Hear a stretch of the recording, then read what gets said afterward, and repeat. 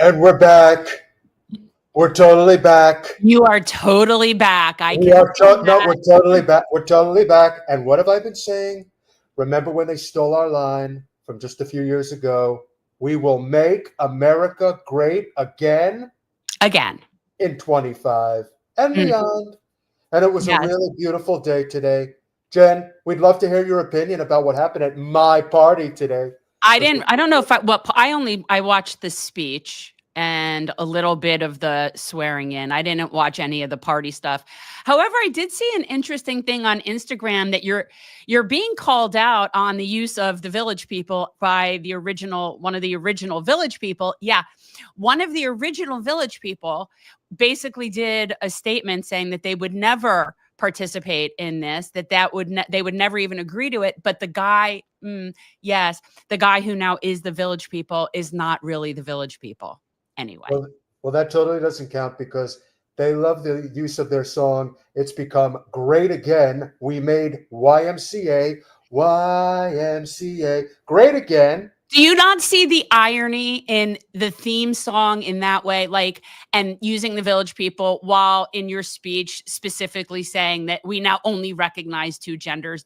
Have you seen the Village People? Well, listen, there's nothing wrong with recognizing that there's only two genders. I mean, people can do whatever they want in their private lives, but in public life, we recognize man and woman. That's all that exists. It's absurd to say that. It's so absurd to say that. Have you ever listened to the song? It's a really great song. Yeah, it's a great song. And the original people of that song, the ones that are alive, are not in, they're not in agreement with your use of the song. I am using the song to the best of my ability where you can get yourself. You do know the Village People was an LGBT group. I love the gays. They're really tremendous people. They're really great people. I have nothing against the gays. They're really great. Nothing wrong with them. Where you can, it's all about the YMCA. I mean, I have fortunately never had to go to no YMCA because I am a very lucky, privileged individual. But of course, there's a lot of people out there who need to go to a place where they can get themselves clean and have a good meal. There's nothing wrong with that, Jen. Don't be hating on YMCA. I'm not hating on YMCA. I'm annoyed about the appropriation and the use of the Village People when the original Village People do not, have not agreed. They have not given you permission to use their material. Listen, I would appreciate it. That is not the original. That is not the Village People. If your person, your helper can put up some information about today's wonderful event. Listen, I am taking time out of my party to come here and grace you with my presence. Can you at least show what a wonderful, incredible, fantastic event it was today? All right. I don't know if you have scenes from it that you want to share, by all means. But, I was much more. There were things that I found amusing, but probably not the things that, you want to talk about. Well, although I will say the look on Bill Clinton's face when you were giving your speech was one of the best things ever. Well, I think we have a clip. Is that right, okay. Mr. Producer Person? Do we have a wonderful clip from earlier today? Mr. Producer Person. Do we have a clip? Is that a clip I see? It's a montage at It's an interpretive. We love montages. If you've seen the Rocky movies, which are really great, we love a good montage. So let's play this wonderful montage. It's all about me. I mean, it is my daddy, and I'll cry if I want to. So. We'll very simply put America first. As we gather today, our government confronts a crisis of trust. For many years, a radical and corrupt establishment has extracted power and wealth from our citizens while the pillars of our society lay broken and seemingly in complete disrepair. We now have a government that cannot manage even a simple crisis at home, while at the same time stumbling into a continuing catalog of catastrophic events abroad. The journey to reclaim our republic has not been an easy one, that I can tell you. Those who wish to stop our cause have tried to take my freedom and indeed to take my life. I was saved by God to make America great again. Today is Martin Luther King Day, and his honor, this will be a great honor, but in his honor we will strive together to make his dream a reality. Talk about someone rolling over in their grave. Really? Really? You think you're drawing some sort of like equivalence between this and Martin Luther King? Listen, the big You difference. realize that he was all for the poor people's campaign, I right? am for all people. He was only for the poor. I'm for all people. That's the way it should be. I'm for all people. And unlike him, I dodged that bullet. Can we continue, please? Okay, I'm sorry. Will make his dream come true. Today, I will sign a series of historic executive orders. With these actions, we will begin the complete restoration of America and the revolution of common sense. It's all about common sense. That A is short the time irony. from now, we are going to be changing the name of the Gulf of Mexico to the Gulf of America, and we will Gulf of restore the America. name of a great president, William. Are we really not going to pause on that? Do you want to just watch the whole thing? Oh, no, listen, it's going to be really incredible. I mean, You- let's face it. It's our Gulf. We're taking it back. You realize that you have no authority to do that. I have all of the authority. I have every authority that has been bestowed upon me by God and the great American people. Okay. This is just the most It is our ridiculous. manifest That to me destiny, is Jen. so freaking funny. This is what we're going to focus on. We're going to get Securing the Gulf. two genders and renaming the Gulf of Mexico. We're Yes. going to get the Gulf. We're going to get the canal. And we're going to get the green We'll get land. to Panama in a second. I'm talking about things that are ridiculous, which is declaring two genders and renaming the Gulf. The Panama thing isn't ridiculous. We'll get to that. McKinley to Mount McKinley, where it should be and where it belongs. That. Did you see the thing I had sent you earlier about the changing of the name from back to Mount McKinley?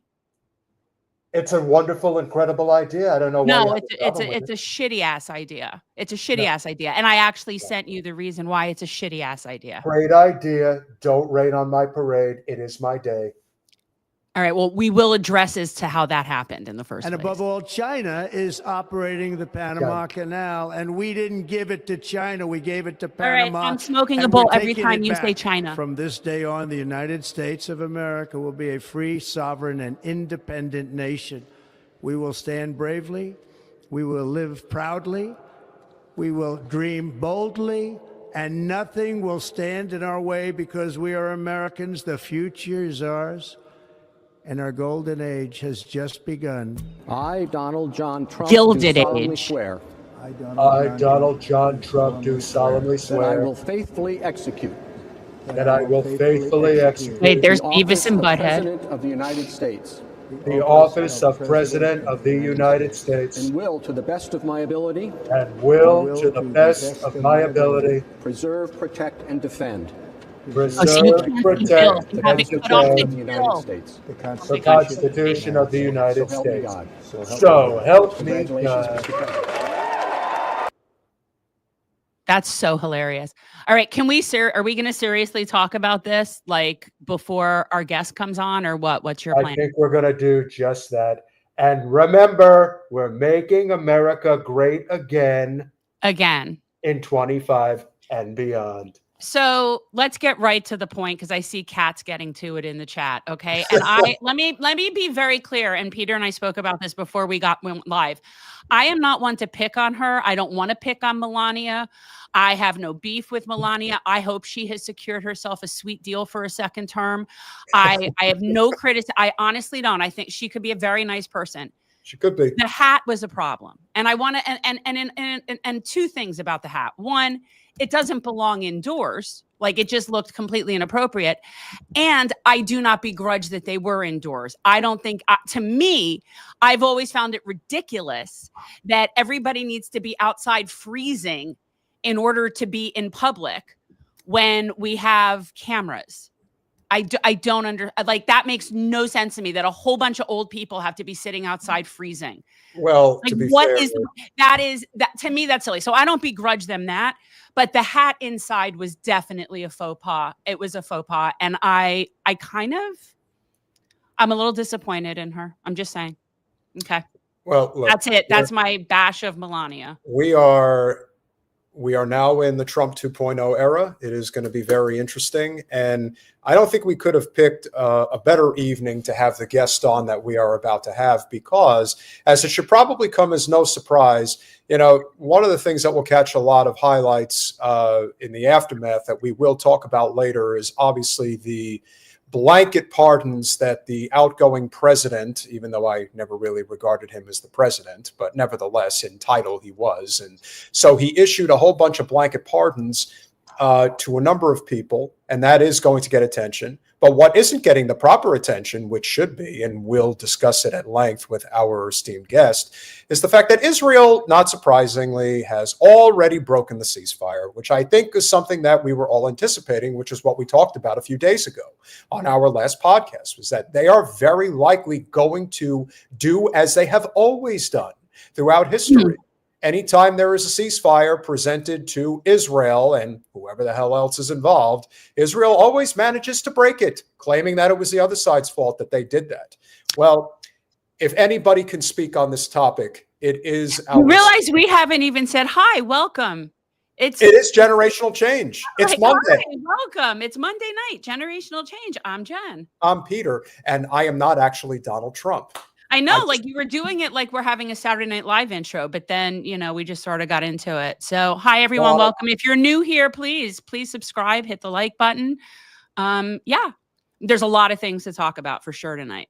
Jen, I think it would be appropriate if you introduced our esteemed guest. So, people who have been following me, following our show know that I have taken a pretty solid stance, anti-Zionist stance, and it happened long before October 7th.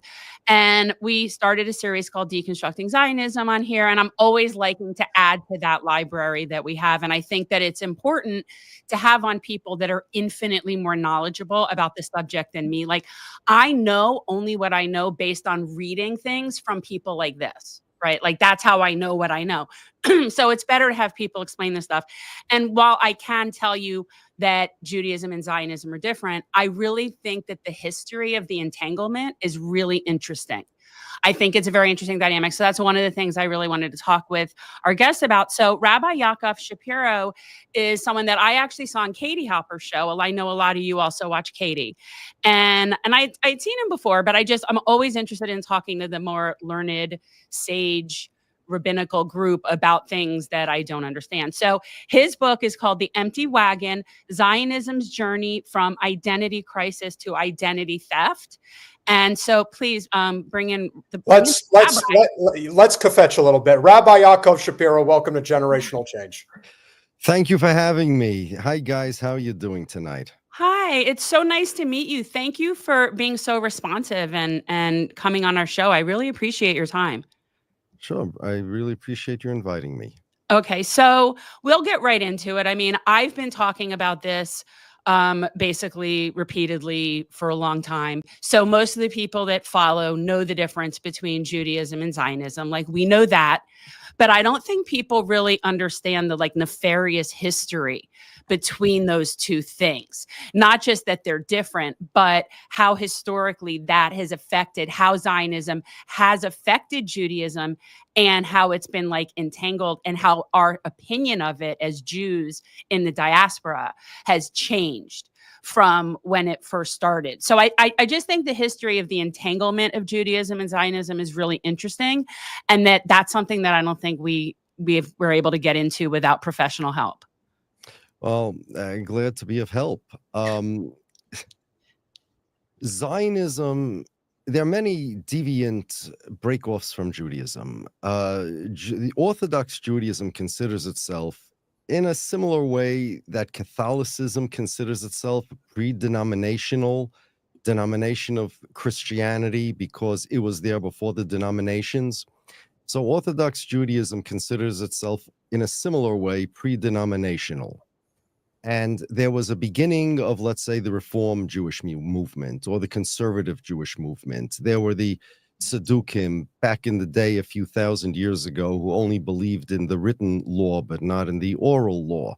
There were all sorts of different types of breakoffs of Judaism. But the one common denominator that all the breakoffs and all the denominations of Judaism had is that they all agree that Judaism is a religion and being Jewish is a religious identity.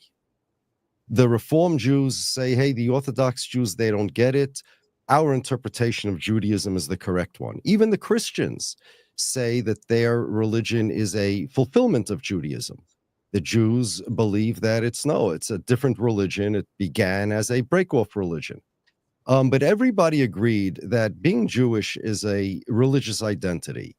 Now, right here, I need to put a little footnote, because whenever I say this, people say, well, hey, aren't there atheist Jews? If they're atheist Jews, how could it be a Jewish identity? So that's a good question. So first, let's ask an atheist Jew, if you could find any, you tell me what determines that you're Jewish? Like, how do you know that you're Jewish, and what does that mean? To me, it's just how I was raised, just how my identity from my parents and my grandparents as Ashkenazi Jews from New York and North Miami Beach. It was just part of who we were. Right, but that's a label. But exactly what made you different than if you would not be Ashkenazi Jews in North Miami Beach? If you would be exactly nothing, which was what was so eye-opening when I was watching you on Katie, when I realized like what I think of as Jewish culture has nothing to do with Judaism. It's just basically like white Ashkenazi Jews from New York. Right, or North Miami Beach. Right. So the reason why we consider atheist Jews, I don't know why the atheist Jews consider themselves Jews, but the reason why I consider atheist Jews is because every religion has their rules, and so does Judaism. Judaism is a religion that says everybody in the world has to follow it. Everybody has to follow Judaism, but most of the people in the world are obligated. Their commandments are number in 7. There are 7 commandments for everybody in the world. They're called the Noahide laws for the children of Noah. Once upon a time, there was a story of Noah. He was the only guy left in the world right after the flood, and his children were commanded to fulfill 7 commandments. You can't worship idols, you can't steal, you can't kill, you have to set up some kind of system of law, you can't tear a limb off a live animal and eat it, you got to kill the animal first, stuff like that. No committing adultery, etc. There was, however, in the Bible, a story after the Exodus of Egypt. A bunch of people, refugees from Egypt, led by Moses, went to Mount Sinai, and there they received a law from God. This law is called the Torah, loosely translated. Torah means law. In Arabic, actually, it was Sharia. That's what it is. And those people are obligated, because they accepted this Torah, to fulfill 613 commandments. I guess you can call them the priestly class of the people in the world. Now, anybody could become a Jew. That's when we say Jew colloquially, that's what we mean by a Jew. Somebody who's obligated to fulfill the laws, whether he does or not. It's a job description. So if you're an atheist Jew, that's kind of like a American who's subject to American laws, but denies America exists. So you don't fulfill any of the laws. You don't care about America. You don't recognize its government. Before I came on, you had mentioned you didn't recognize Donald Trump as the president. So like an atheist Jew doesn't recognize God as the king. No, he was talking about Joe Biden. Oh, I'm sorry. And he was saying Trump. that because we've said, but we've been saying that because we've just said mentally he's been out of it for so long. Right, I'm sorry, I got mixed up. I thought you were saying that somebody stole the election or something. No. For the past, that's not us. For the past few years, we've been calling him President Blinken for a reason. Because we just think Joe's out of it. Yeah. Got it. Okay, no problem. Whatever it is. But if somebody lives in America, doesn't recognize the government, doesn't recognize the laws, and just lives, how they want, that's an atheist Jew. Now, they're still going to be, then that's not going to exempt them from their taxes or from the laws. If the police catch you, they'll get you. And that's an atheist Jew. That's like an atheist American. An atheist Jew is somebody who just denies their obligations, but it doesn't alleviate them of them. Okay? So in Judaism, the amount of commandments that you have, your obligation, your laws, that's what determines whether you're a Jew or not. And the only thing a Jew means is that you're obligated to fulfill those 613. And of course, there's a whole bunch of there's a whole theology behind this. There's the spiritual equipment and realities that happen to a person when he becomes Jewish. And also we have a tradition that the souls of all future Jews throughout the generations were also at Mount Sinai and accepted the Torah together with the refugees from Egypt. And you would recognize those souls because they're born of a Jewish mother. And that's why somebody who's born of a Jewish mother is Jewish, not because there's any DNA and not because it's a tribe or a family or that type of religion. In fact, by Jewish law, tribal affiliation and family affiliation regarding inheritance or regarding what tribe you belong to, Jews had 12 tribes, as it says in the Bible, follow paternal lineage, not maternal lineage. According to Jewish law, if being Jewish was a tribe, it would follow the father. If being Jewish was a family, it would follow the father. If it was a race, it would follow the father, even though there's no such thing as race in those days. I'm just speculating about that. But they didn't recognize any such thing as race. But because being Jewish is a purely spiritual identity, it means that you are commanded by God to fulfill 613 commandments. And of course, commensurate with the responsibilities is the compensation. There's much more compensation in the next world for those who accept upon themselves the 613 commandments, either because they were born into it and they accepted it in a previous lifetime, meaning in the soul, in a previous life, or somebody converts to Judaism, such as probably the most famous convert to Judaism today would be Ivanka Trump. There are books in the Bible named after converts. The book of Ruth. Ruth was a convert from she was a Moabite woman, and King David descends from her, as the end of the book of Ruth describes. Converts to Judaism are full-fledged Jews just like anybody else. It's not even like you can adopt somebody into a family, because an adopted child is not biologically a child. It's only a child. You have to treat it like a child by law. And someone who converts to Judaism is not that you have to treat them like a Jew by law. They are Jewish because they are commanded. That's what it means. Now, that's how Jews identified for thousands of years. It's very simple. There was no such thing as an atheist Jew, because there are really not really too many atheists altogether back a couple thousand years ago. There were Jews who converted to other religions. According to Judaism, you cannot convert to another religion because you cannot alleviate yourself of the responsibilities that you accepted upon yourself at will. By converting to another religion, what that means in Judaism is, okay, I am no longer obligated to fulfill the 613 commandments. Once you're obligated, you cannot shirk that responsibility. So that's why you cannot convert to another religion. You could, let's say, convert to some, let's say a pagan idolatrous religion, but you will be an idol worshiper, you will be a sinner, you will do all those violations of the 613 commandments because you're still obligated to them. It's like I gave you the example of an American that doesn't recognize in America. What if you're an American that believes that you are a citizen of the Soviet Union, right? So you could believe whatever you want, but according to American law, you still have to follow the law of the United States. It's the same thing with a Jew. You could believe that you alleviated yourself of the 613 commandments, but that's just a delusion according to Judaism.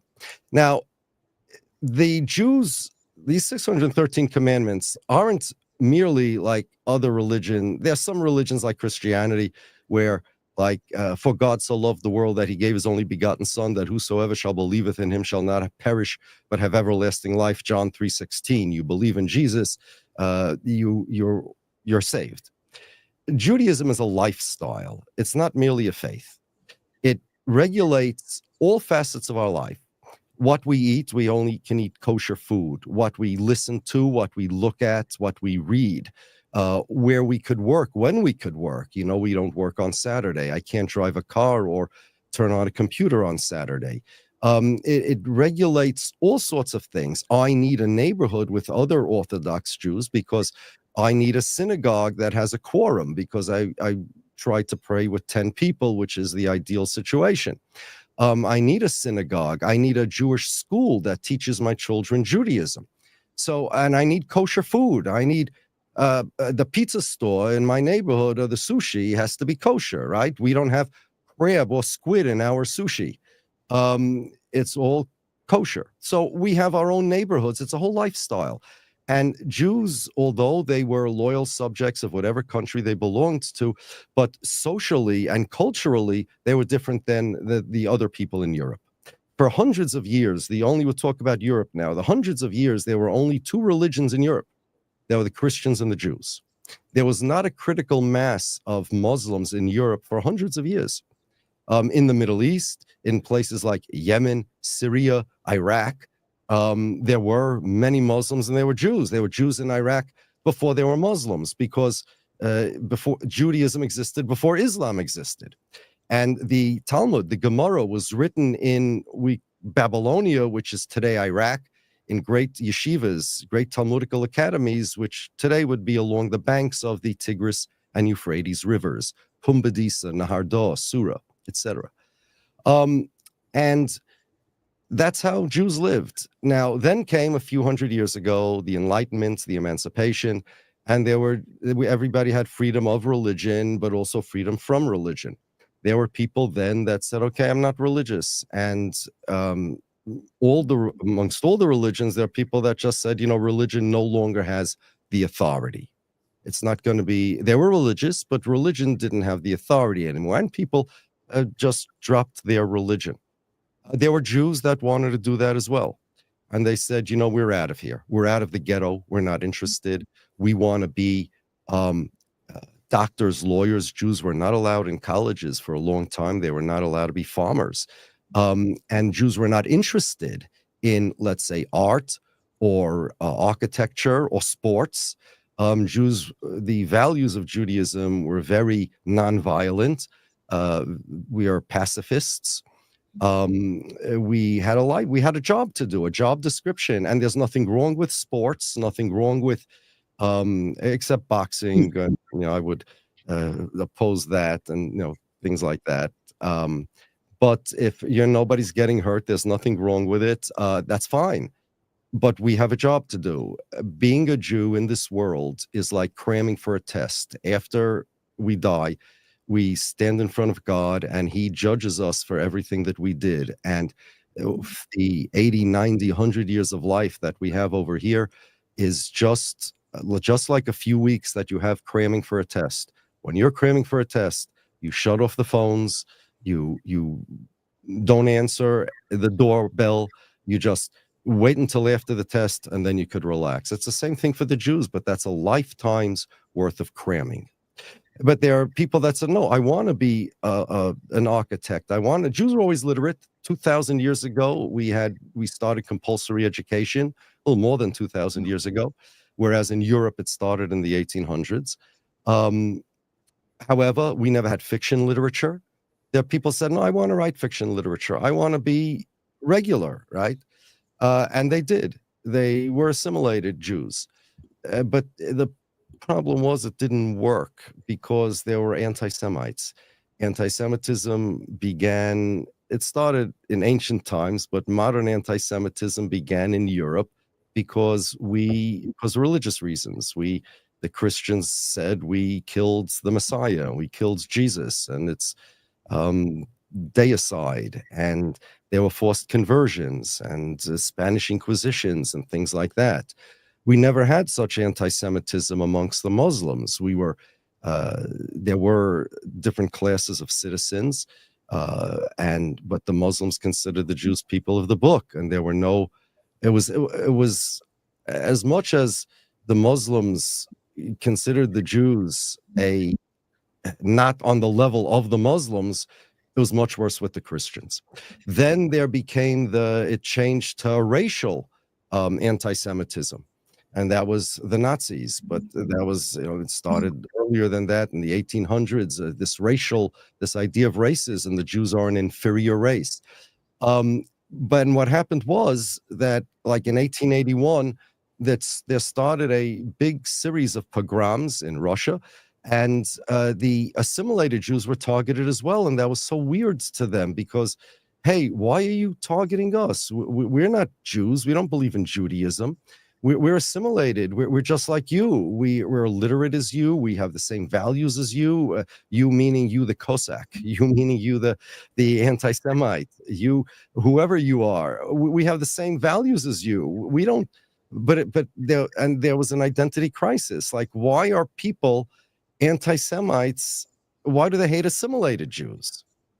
And there are various different answers to what they called then the Jewish question. And it involved, let's say, some Jews said, okay, let's do communism. And communism, if you believe in it, it's like, everybody's treated equal. And the idea was there were Jewish communists that said, okay, Jews will be treated equal under communism. Because we're all workers, it depends on the class, and etc. There were also the Bolshevism. There were all sorts of isms that were running around. One of them was nationalism, which in those days, late 1700s, 1800s, there was such a thing as nationalism, that people became citizens of a nation state, whereas in the past, people were subjects of a king. And if I, let's say, was in England, I wouldn't be fighting a war because I'm an Englishman. I would be fighting King Egbert's war as a subject of King Egbert. Now I'm an Englishman. Now I'm a Frenchman. There was a whole philosophy around nationalism. There were those that believed nationalism is an organic thing, kind of almost biological, and this was this laid the grounds to racism. That an Englishman is inherently, somehow, organically different than a Frenchman, and there was liberal nationalism that believed that nations are just like corporations, kind of, and one hand washes the other. More like a team than a race, and there were all sorts of gradations in between. There were Zionists that said, "Hey, you know what?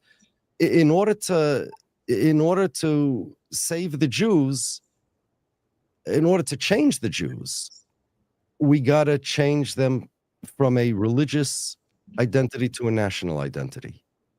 The Zionists did something that nobody else did. All the break-offs of Judaism, including Christianity, believed that the Jews were religion. The only question is, what's the right interpretation of that religion? The Zionists went like this. First, anti-Semitism to the Zionists, they did have an answer. The reason why people didn't like the Jews was because the Jews deserved it. And this is extremely important to know. The Zionists believed they absorbed the assimilated Jews who became Zionists, absorbed the anti-Semitic caricatures and stereotypes of the Jews. Early Zionist writings are full of anti-Semitic stereotypes. Jews are weak, they're ugly. Vladimir Jabotinsky, who's was one of the founding fathers of Zionism. His Zionism was what you would call today Likud, the right-wing Zionism. In fact, Benjamin Netanyahu's father was a protege, one of the closest students of Jabotinsky and editor of Jabotinsky's magazine. And Jabotinsky said, quote, "I know I'm a Zionist because the Jewish people are nasty people. Its neighbors hate it, and they're right. Their end will be a Bartholomew night." Zionists said stuff like, of course people hate the Jews. If the shoe would be on the other foot, wouldn't you hate them also? And they figured, we got to change the Jews. We got to rehabilitate the Jews. And they blamed the Jewish religion and the Jewish lifestyle for the Jews being hated. They considered the Jews, why say we were pacifists and we were anti-war, anti-warriors? They considered that unmanly, because in those days, and even today, no, you want to be a man? No, you have to fight. Zionists had this thing that they're going to, Theodor Herzl, that he's going to challenge non-Jews to duels. People serious, because that showed you're a man, and so they wanted to show the world. They had to show the world. They had to change the Jewish people into the opposite of disgusting, ugly. These are words they use about Jews. The ugly, disgusting, weak, immoral Jews. They figure that if they absorb the attitudes of the anti-Semites won't persecute them, but they were persecuted anyway. So they figured, no, the whole picture of a Jew has to change. We're going to change the Jews into a nationality. And then they're going to aspire not to be Jews that sit and study and pray a whole day and want to be religious. No, let them aspire to win gold medals. Let them aspire to have a strong army. Let them aspire to win Eurovision song contests. Let them be among the family of nations. Let them become a nation like the Balkan people. And nationalism was a thing in those days. So let's become Jewish nationals. But whereas, let's say the white nationalists or the black nationalists, we know what a white person is and a black person is. These nationalists just believe that the nation should be run by the whites, for the whites, of the whites, right? The Jewish nationalists, we call them Zionists, instead wanted to create a new definition of Jew. It's not a religious nationality. It's not a religious identity. It's a national identity. Instead of the Jews belong in the set of Christians, Muslims, Hindus, Jews, it'll be French, Irish, Spanish Jews, Germans, Russians, Jews. Now, we will have a religion, just like the Greeks have a religion. They worship Zeus. And just like the Scandinavians worshipped Odin, the Jews have their religion. But that's not what makes you a Jew. Jew's going to be a problem was that they didn't have any Jewish symptoms or characteristics. What is a nationality? What makes a nationality? Well, you have to have some national commonality, a land, a language, a culture, flag, a national anthem, something. The Jews had none of this. The Jews for thousands of years did not speak Hebrew. They were all over the world. There were black Jews in Ethiopia. There were brown Jews. There were Yemenite Jews in Yemen that sat on carpets, smoked hookahs, had earrings and turbans. There were German Jews in Germany that went to University of Berlin. There were Russian Jews. There were convert Jews. Jews never had a flag. Jews never had for thousands of years, they never had a language. They had no symbol of Judaism. There was none. There's no national anthem. They certainly never had, for thousands of years, a country. And there's no Jewish culture. Your Ashkenazi North Miami Beach or Brooklyn Jewish culture would be unrecognizable to the Jews of Syria. In Aleppo or Damascus, they're even today, they're Jews. They live in Brooklyn. They're Syrian, a whole Syrian Jewish community. Yeah. And from Aleppo, Damascus, and they have a different culture. Now, we're all kind of Americanized today, but we're all apple pie, baseball, and, whatever. But my family's from Poland.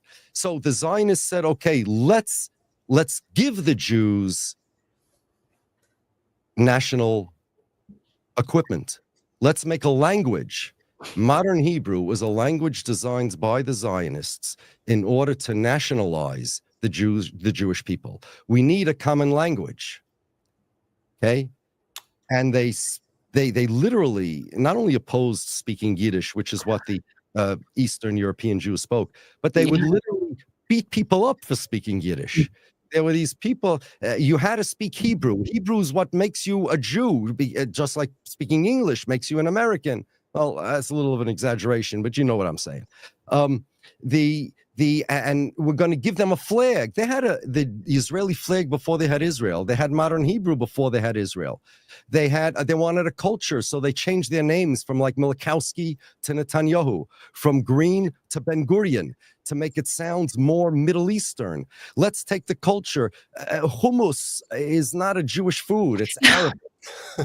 Or falafel, for that matter. None of these are Jewish. None of these. Even the Sephardic Jews, they eat stuff like, lahmacun. They're these little, they're these little discs about yay big. They're like little pizza pies. And instead of sauce and cheese, they have chopped meat on them. And they eat them like this. They have like these stuff. There are a lot of these, ground meat and dough, Like they have these cigars and stuff, all sorts of different things.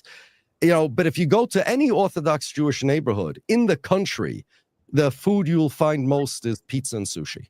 Okay. Serious, no joke. No, I know. Yeah. But the Zionists said, I'll give you, by way of analogy, let's say I want to take the Christians and say, you know what, the religion is not good for them. But if I tell them not to be Christians, so they're not going to listen to me. So I'm going to educate them that being a good Christian is not really being a member of a religion or a faith. Being a good Christian means to be a baseball player. So I'm going to convince them that that Jesus was really a baseball player. He was the manager and the founder of the team. I'm going to teach people this in the parochial schools, in the Christian schools.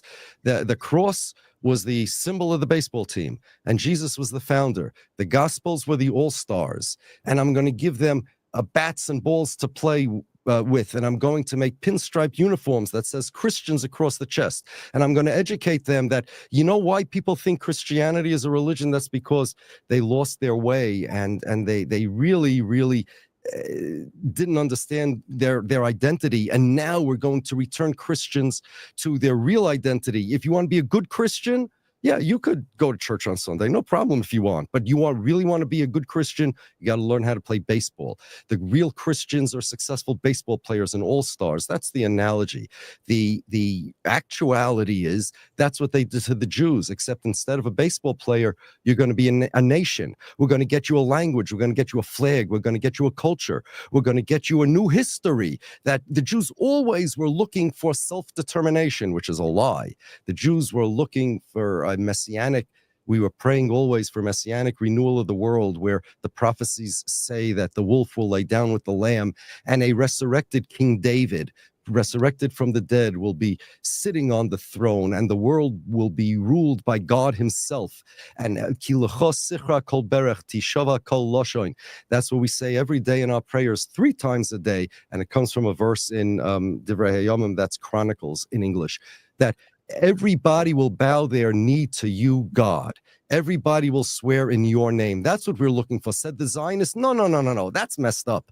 What the Jews were really looking for is national self-determination. Next year in Jerusalem, we are a nationality. The last thing on the list, the final nail in the coffin of Judaism, is we got to get a country. It's easy to make a flag. It's easy to make a national anthem, but it's not easy to get a country. And that they finally did, the state of Israel. And they specifically wanted Israel, Palestine, because that way they could still retain the artificial Jewish flavoring and artificial Jewish coloring and sell the idea to the Jewish people and change Jewish history. That's why I call identity theft, that we're the real Jews. We're the real Jews. The religious Jews, okay, we're the real Jews. Now, at the beginning of Zionism, these Jews were all atheists or all sorts of ists, and they weren't religious. There were religious Orthodox Jews that went along with the Zionists because they figure, look, if they can get us a safe place, safe haven to live, free from anti-Semitism, especially after the Holocaust, we're not Zionists. Those guys are heretics. They're crazy. They don't know what they're talking about. But you know what? We'll support them if they can get us a place. Okay. But then there came another rabbi. His name was Rabbi Kook. He really messed things up. This Rabbi Kook, who the greatest rabbis considered him a heretic and an idol worshiper, he liked nationalist philosophy. He actually believed the Herder and Hegel and Bergson and these things. And he regurgitated, he was an Orthodox rabbi, scholarly man and a pious individual, but he didn't like Judaism in its current form. So he took nationalist philosophy, regurgitated it in Hebrew, about how the Jews are a nationality and how, like cells, this nationalist philosophy that the nations are players in history, and human beings are like cells in the body, and every nationality has a mind, and it's the nationality that are the actors. Nationalities are actors. There's whole philosophy behind nationalism. Nobody believes it anymore except the Zionists. And this Rabbi Kook said, yes, the Jews also are a nationality, but we're God's nationality, and the mind of the Jewish people, and the heart of the Jewish people is God himself. So if you work, even if you're not religious, you're an atheist, an anti-Semitic, heretical, godless heretic like Theodore Herzl, but your part of your soul is higher than even the religious Jews that are not nationalists, because you are dedicated to the nation. And he, I don't have a lot of time, but in short, he was the one that laid the ground for today's settler ideology, which we Jews like me consider them idol worshipers, because they incorporated into their job description, into their Jewish identity, something from that has nothing to do with God or the Torah. They are more like pagan land worshipers. Their relationship to the land is pagan. Their relationship to their fellow Jews is nationalist as opposed to religious. They are like in the olden days when they were Baal worshippers, and Elijah the prophet told the Baal worshippers, who were also religious Jews, that how long are you going to play both sides over here? If God is God, go worship him. And if the Baal is God, then go worship him. But stop this. I tell the settlers the same thing. If you believe in Judaism, then stop your Zionism. If you believe in Zionism, then take off your yarmulkes, take off your tzitzis, just go. Become like Herzl, Netanyahu, Ben Gurion, who are godless heretics. Now, and that's what happened. Now, the Zionists at the beginning, because there was no such thing as a nationalist Zionist Jews, there were Jews who cooperated in terms of obtaining a land for utility reasons. In fact, that's why the Orthodox Jews, Rabbi Reines, he was their leader, the ones that were Zionists in the sense that they wanted a country, they said, we want Uganda. There was a Uganda plan where the Jews could have had Uganda, which today Kenya, and the religious Jews said, yes, we don't need Palestine. We have our identity. Our Jewishness is our religion. We just want a safe place. It was the non-religious Jews who were looking for this Jewish national identity that wanted Palestine, not for Jewish reasons, not for religious reasons. So you have over here, they took the Jewish symbols and they took, but they emasculated Judaism. You know what it's like? I tell people that, people come to me and they look at Israel and they look at a Jew like me and they say, okay, you have this Jewishness in common, right? You know what that's like? Saying that Zionism is Judaism or is a branch of Judaism or is based on Judaism is like saying that, the Nordic deities, Thor, Odin, right? Stan Lee has something in common with the old Scandinavians because he also believes in Thor and Odin. Right. Well, he took them and made them into comic book characters. Can I ask you a question though? But I just want to, like where I grew up, that it seemed, and it still does where I live now, that especially like the Chabad people, that they seem to be pretty Zionist here. Okay, so let me tell you what's going on. The Zionists are great at indoctrination, brainwashing, propaganda, hasbara. They're the best there is. I could stay here all night showing you examples of how they work. One of the things that they use, their most important thing, is, you see, there are two things going on with Zionism. There's this ideology that I just described, but then there's this other thing. Zionists portray themselves as protectors of the Jews, as fighters against anti-Semitism, as the bulwark of Western civilization in the Middle East, protecting the United States of America and Canada and Australia and all of the West from the savage Arab jihadists, the Islamists that would overrun the world with jihad if not for Israel, right? So they say to the Jews, look, you know what? And by the way, this is not just Jews. This is Americans across the board. That if not for Israel, you know what? If we would make a one-state solution, if we would make a democratic state, the Palestinians would just slaughter all of us. There would be a big massacre. Right. Okay? So now you have people that like Chabad, who, by the way, are officially, they will tell you officially, they are extremely anti-Zionist. They're extremely anti-Zionist ideologically, but their rabbi was convinced that for security reasons, Israel has to be strong, Israel has to be fierce. Israel can't give up a drop of land and things like that. So the Chabad people are of the belief, like many right-wing Americans, like many people in Florida, that whether they're Jewish or not, that no, Israel, yes, of course, we're anti-Zionist. We don't like their ideology. They're heretical. All of this is true. But it's also true that if Israel gives up an inch, if they stop bombing people, then the Palestinians will stop learning their lesson. There'll be more terrorism. And the deterrent is the thing that protects the Jews. And Jews all over the world are safer because of Israel. So there are two things going on with Israel. There's the Zionist ideology, but the way they sell the Zionist ideology to Jews and Americans who aren't even Jews is by saying, okay, we are protecting you, the Jews especially, but even the Western civilization from the marauding, rampaging, savage Palestinians. Now, I'll tell you about the Palestinians. And, you know, when there was always a Jewish community in Palestine for thousands of years, and they were, by the way, anti-Zionist, the Jews in Jerusalem. 100 years ago, this past June, okay, June 30th, 100 years ago, 1924, was here's the story. The Jews did not want the Zionists to take over Palestine. The Jews in Jerusalem, mostly they were in Jerusalem. Tel Aviv wasn't a thing in those days. And they were saintly Jews. They're only for religious reasons because Palestine is a holy land, not a national homeland, right? It's like a synagogue, a big synagogue.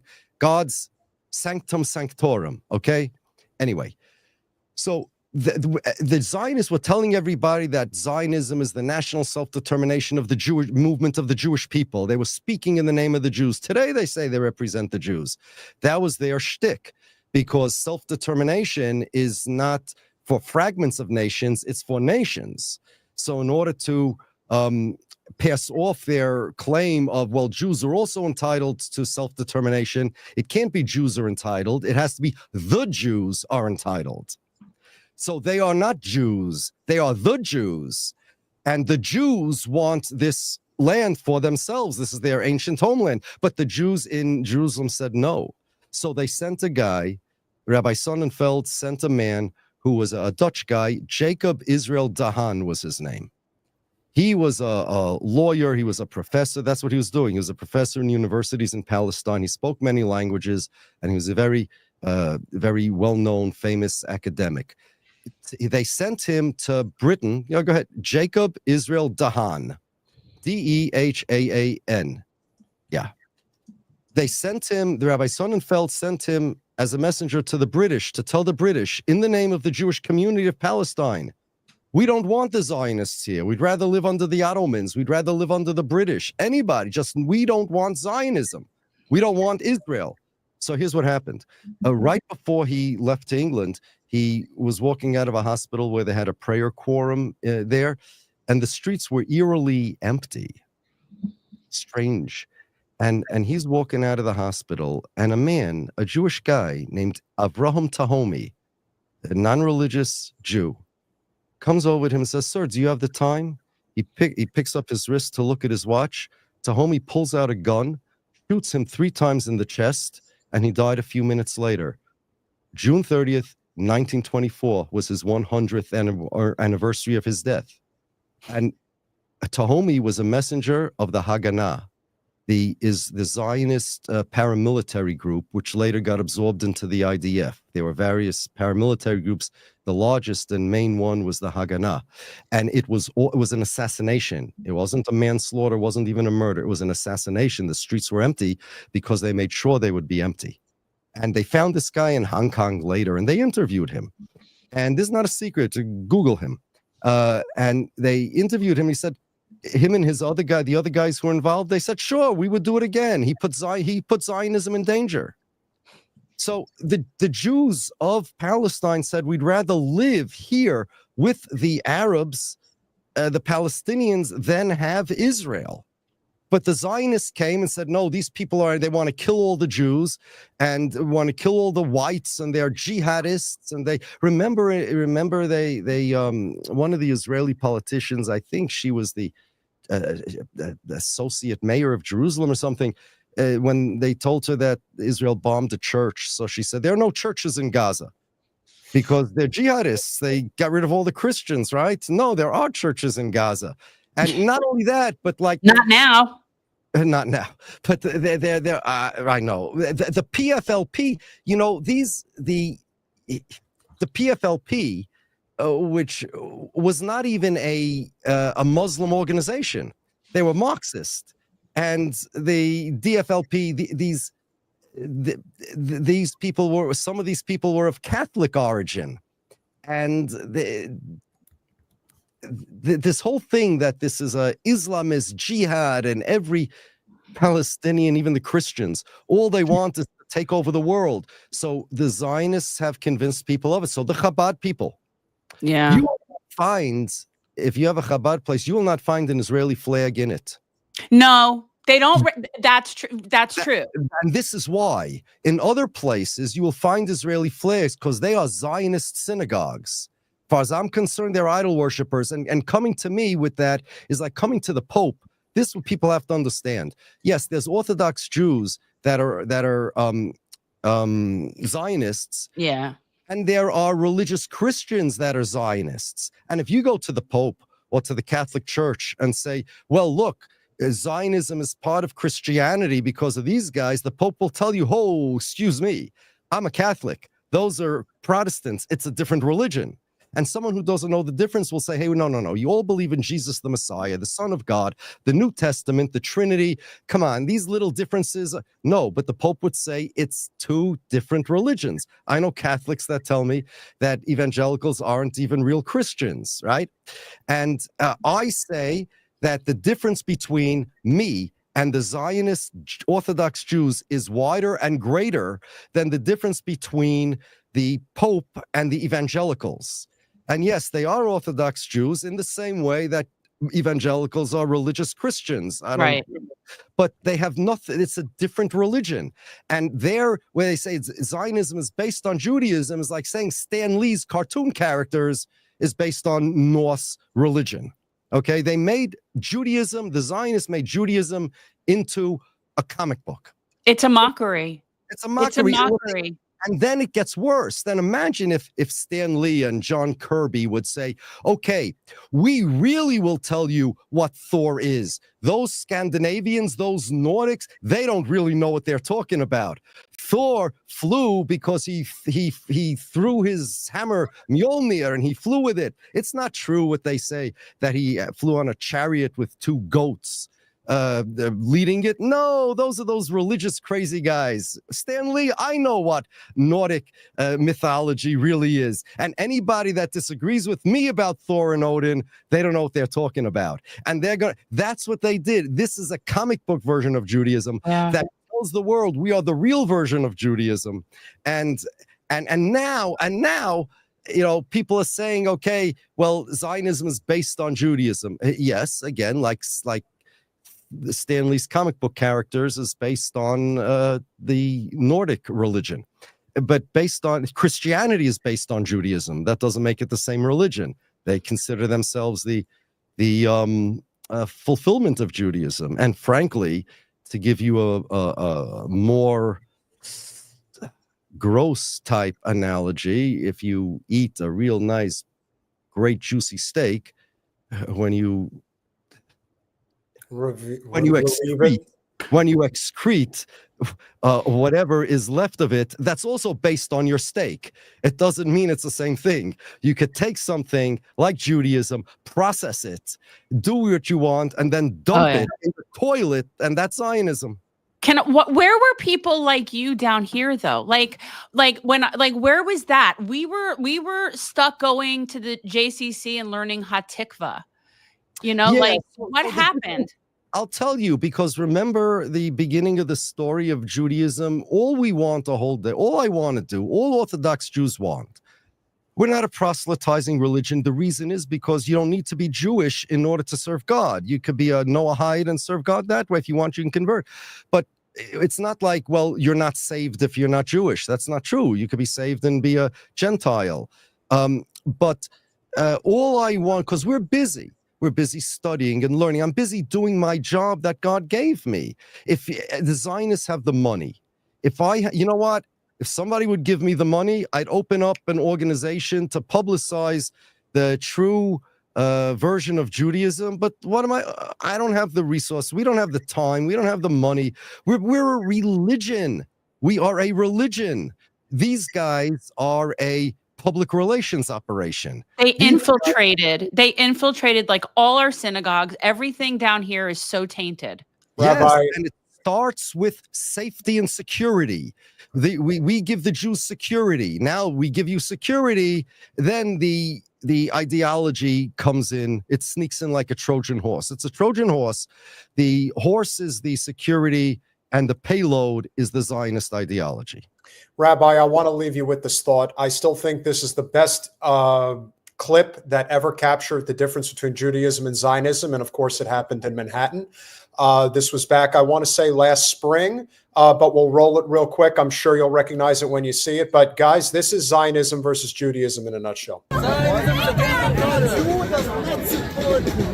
come from Israel. Our people come from Israel. You have come from your people. Zionism is a political movement which is causing bloodshed. What are you talking about? That's where our family is from. I'm from Israel. How can you hold that flag? This is because the actions of the Zionist people, they are responsible for the bloodshed. That's where ancestors. We lived in a beautiful peace. What flag is that? How can you say that? You're a Jew. We lived in a beautiful peace with Palestinian people for hundreds of years. How can you say that? You're not a Jew. You're not a Jew. How dare you? When Zionism You're not a Jew. when Zionism came in, they caused the bloodshed.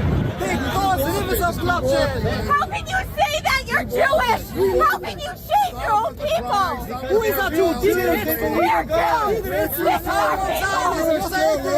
He was against Judaism. We're all Jews here. Yeah, so how are they saying that? Because they believe in God. Jewish, I'm standing it. I don't want that. That's our country. And the Talmud says It's our country. That is our country. How dare you say that about our own people? What's wrong with you? Calls him Jewish, I'm standing Fuck you.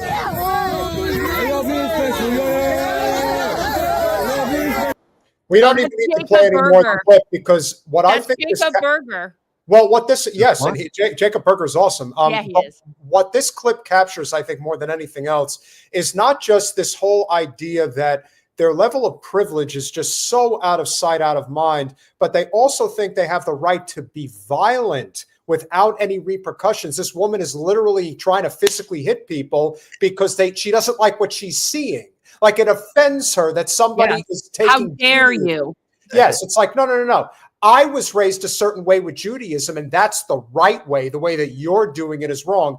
And it really shatters their worldview when it's their own people, supposedly, in her mind, that are being blasphemous against Judaism. But you see, okay, two things I want to say about that clip. I don't remember seeing that clip, but there are two things. Thing number one, that woman is like Zionism. Zionism in general is irrational and logically incoherent.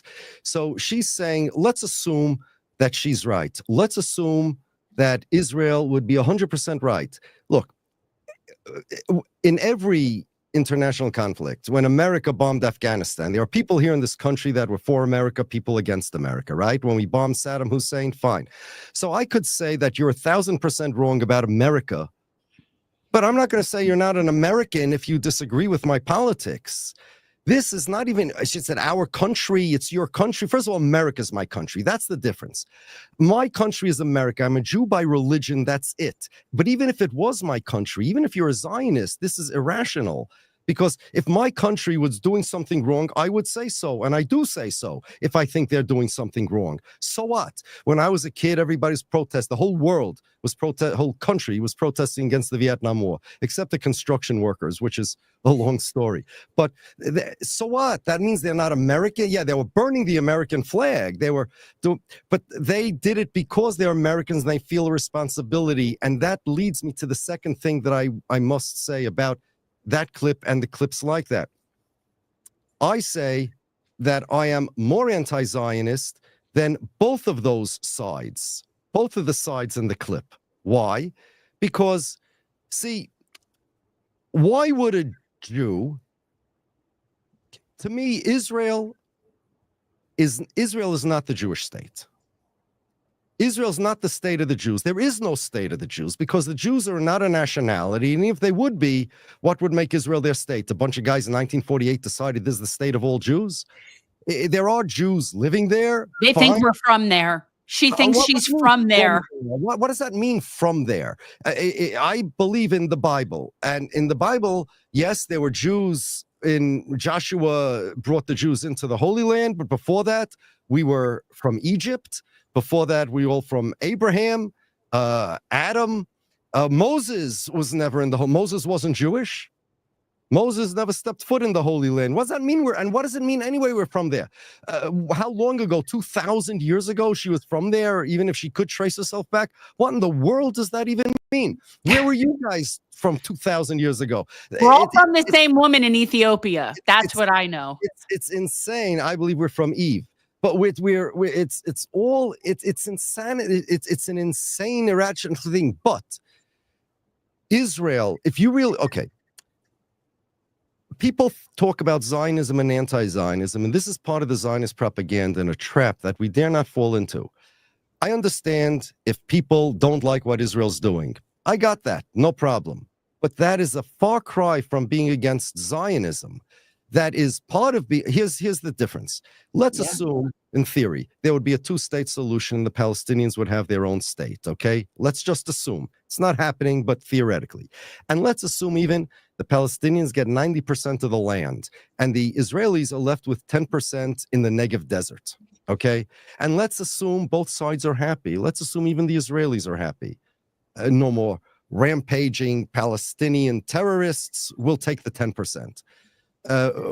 The colonialists were kicked out. They gave them 10%. The Palestinians are happy too, let's say. Okay, are the anti-Zionists happy? Is that a happy ending? Well, they're happy, but guess what? I'm not, because that didn't change Zionism. Israel would still be the same Israel that it is today, still stealing the Jewish identity, claiming that the Jewish is a national identity, still speaking in the name of the Jews, making trouble for me. It would be the same. The only difference would be is that the Palestinians are out of the fire. Okay. Now, there's nothing in Zionism, inherently in Zionism, that's against the Palestinians or the Arabs. Inherently, there's nothing. Had Palestine been a land without a people, exactly, there would be no problem. But it would still be anti-Jewish. It would still be anti-me. It would still be insisting that the Jewish people transform themselves into a nationality. The other quote unquote of the Zionists inherently is the Orthodox Jew, the circumstantial other that came later was the Palestinian. They just got in the way. So as far as I'm concerned, here's my question. Okay, I'm a Jewish guy. Let's say I don't like what Israel's doing. Okay, I also don't like what, let's say, maybe I don't like what Assad is doing in Syria, or maybe I don't like what China's doing with the Uyghur Muslims, or maybe I don't like India's doing in Kashmir, right? And let's say I disavow for decades, more than decades, for a half a century, not exaggerating. I have been going around telling people Israel does not represent the Jews. They have nothing to do with me. They do not speak in my name. That said, why would I protest Israel's actions more than China's actions or Syria's actions? You see, this is what Israel wants. I would protest America's actions more than Syria's actions because it's my country and have a responsibility. Israel's not my country. What they do, they claim they're doing it in the name of the Jews, and I say, not that I don't like what you're doing in my name now by bombing Gaza. You have no standing to do anything in the name of the Jewish people. When you do something good, it's not, the Jews should not get credit for it. When you invent an app It has nothing to do with me. You are a foreign country. I'm an American by nationality. My family comes from Poland. And you were some Middle Eastern country created in 1948 that are no more Jewish than the Vatican, as far as I'm concerned, and less Jewish than the Vatican, because at least the Vatican, the Pope requires you believe in God. Israel does not. The Pope requires that you believe in the historicity of the Old Testament. Zionism does not. The Pope believes in a Messiah, not my Messiah. I say the wrong Messiah, but the Zionism does not. And the Pope wears a yarmulke, and Netanyahu does not. So I'm between me and you. An average law-abiding Muslim, average everyday religious law-abiding Muslim, okay, is closer to God, according to Judaism, than a godless heretic like Theodore Herzl or David Ben-Gurion. Being Jewish has nothing to do with, it's not a racial supremacy, it's a responsibility. And yes, if you fulfill your responsibility, you get rewarded much more than if you fulfilled less responsibilities. But if you have a business anywhere, if you're a general in an army, you have more responsibilities than a private. But if you defect as a general, if you don't do your responsibilities, you're worse than the private that doesn't, okay? The average everyday Muslim who's not an idol worshiper, he believes in Allah, single God, monotheist, necessary existence, first cause, doesn't commit crimes, has a system of law, doesn't commit adultery. He is, as a Noahide, as a religious Noahide, he is closer to God than a guy like Ben-Gurion or Herzl. Yeah. Well, you know what? Like, I could talk to you for hours. I really could. Like, I find this all, it's very interesting. I learned so many things tonight, actually, in myself. I just wish that I knew this a lot sooner in my life and wasn't like totally brought into the whole nonsense, but my people were lied to. So that's how it went. But guys, the rabbi's book, and I don't have any hard copy. Do you have I do everything I do is Audible and Kindle, unfortunately. That also counts, but it's The Empty Wagon, Zionism's Journey from Identity Crisis to Identity Theft. And I think this is really important stuff, guys. But I really appreciate you coming on and talking with us and teaching us so much. Rabbi, thank you for being in the fight for as long as you've been in it. I know that this has been a very, trying year plus, but I can only imagine, as you alluded to, it's been, literally 2 generations worth of effort on your part. But, if there is a silver lining, God willing, there is a silver lining, is that millions upon millions of people domestically and internationally have now woken up to the realities of the not even apartheid state, the genocidal state of Israel, and how it must come to an end. And we will do our part to make sure that the message continues to spread and that the true message of the Bible, the Torah, etc., is espoused from people who truly understand what it means and not those who are using it for political and monetary benefit. Thank you so much for having me. Absolutely. The main message is that Judaism is a religion and Zionism is a political ideology masquerading as Judaism. Yes, thank you so much. Thank you. That's so funny. Somebody said Travers, because he's referencing Ben, Shapiro. He's like, he should change his last name because I'm sure he's referencing because it's affiliated. There's a lot of Shapiros. I got to tell you, that Shapiro is, it's a common thing. You can't. So while we were chatting with the rabbi, President Trump issued his first executive order, and that was, I'm scared to know, commute the sentences of all 1,500 January 6 violators. He said he was going to do it, and he did it. Didn't even hold. There's one thing you got to respect about the guy. When he says he's going to do something, he probably, unless something's really in his way, he's going to do it. I don't honestly, that bothers me so much less than the list of bullshit that the pardons and non-pardons and whatever Joe did. And even what he did about Leonard Peltier. We could talk about Leonard Peltier because I do think that that's an important thing. So What clemency? What clemency did the outgoing president, who has no political gains to had at this point in his life, right? Like there's no reason. And instead of pardoning him for something that most people at this point with any knowledge of the case have agreed there was no evidence of this man committing this. Meanwhile, he's been there for 50 years. Instead of pardoning him, he commuted his sentence. So Leonard Peltier now, while no longer in custody, and that is awesome, and I am thankful for that, is now will remain in home custody and home detention for the remainder of his life. Why? There's always a caveat, isn't there? Well, this is, and so it's very hard for me to be like, I am happy that this man is not incarcerated anymore. I am, but I find it infuriating that with somebody who has already served 50 years and is sick and is 80, and it's been questionable from the beginning about this person's guilt, and you commute his sentence and now he's just on house arrest until he dies. Mm-hmm. Why would you not pardon him? Like, and then go ahead and talk about all the pieces of shit that he has pardoned. And I don't care about the January 6 people. That doesn't matter. Honestly, that's less annoying to me than how Joe Biden handled his son.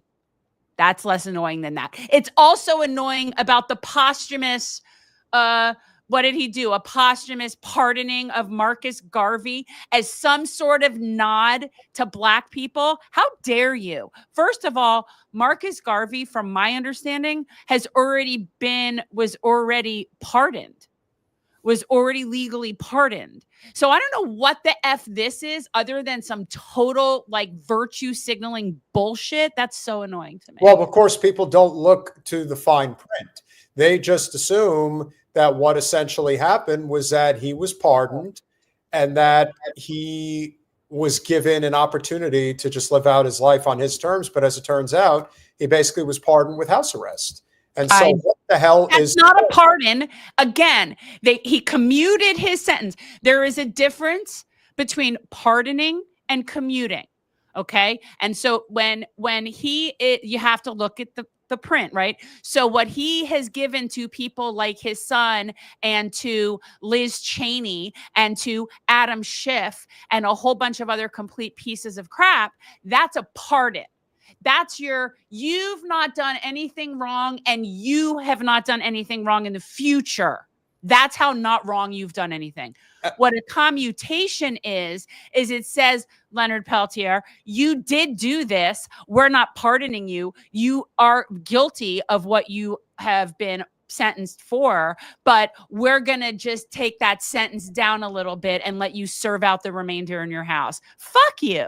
Like, I find that and I am happy that he is going home. Do not get me wrong.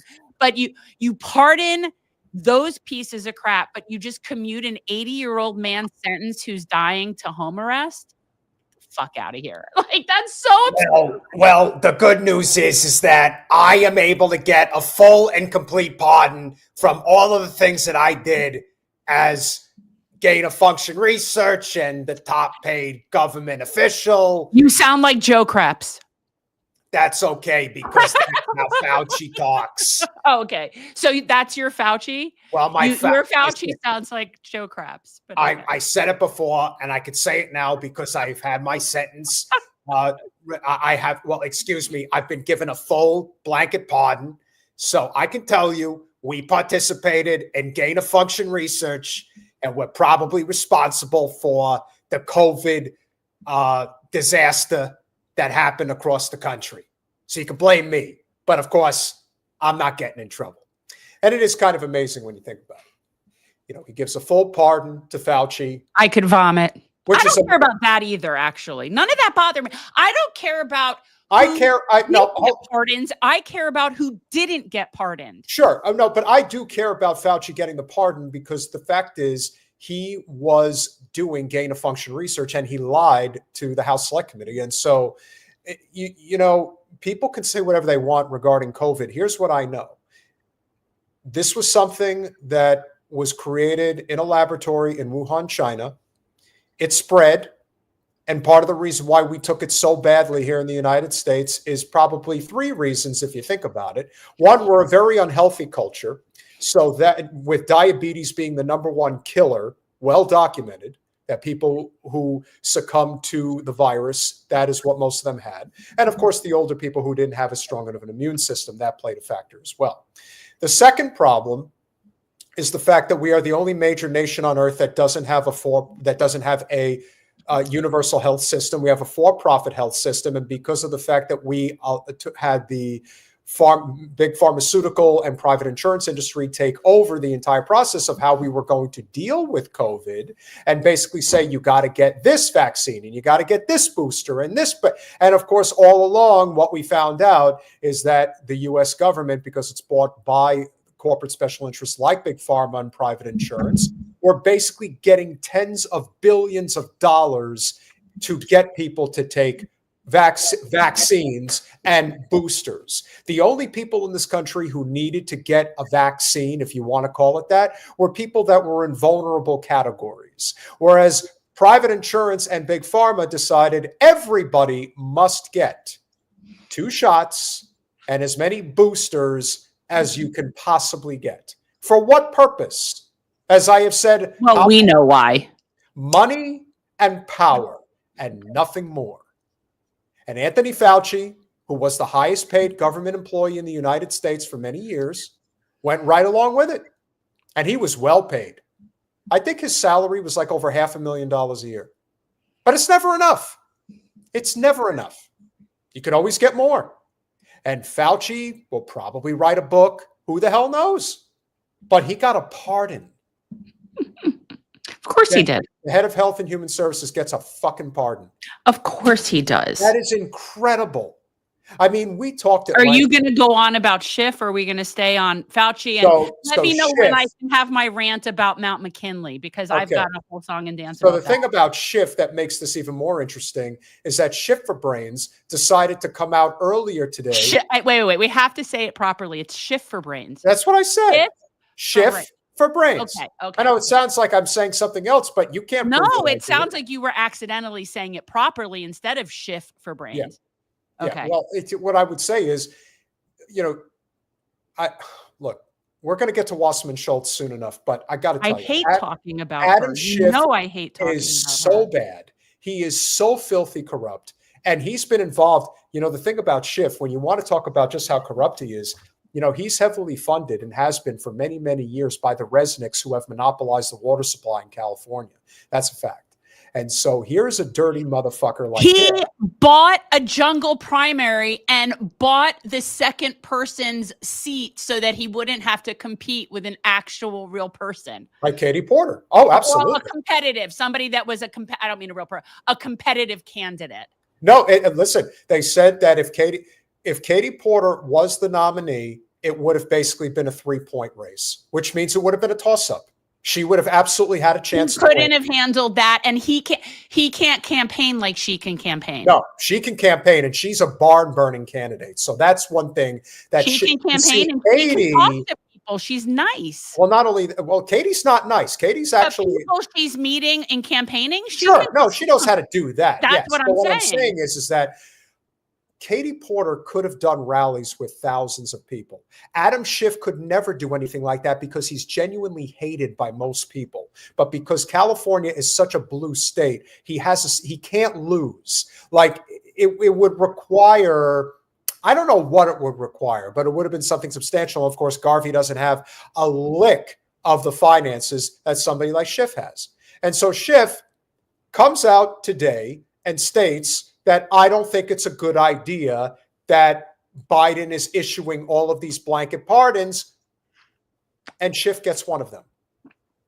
The hypocrisy knows no end. It really does. If you really, crazy. everyone is going to, and while everyone is focused today on Elon Musk and what they are they? Assuming, is that what people are talking about? I didn't watch it that live. he did, and you know what?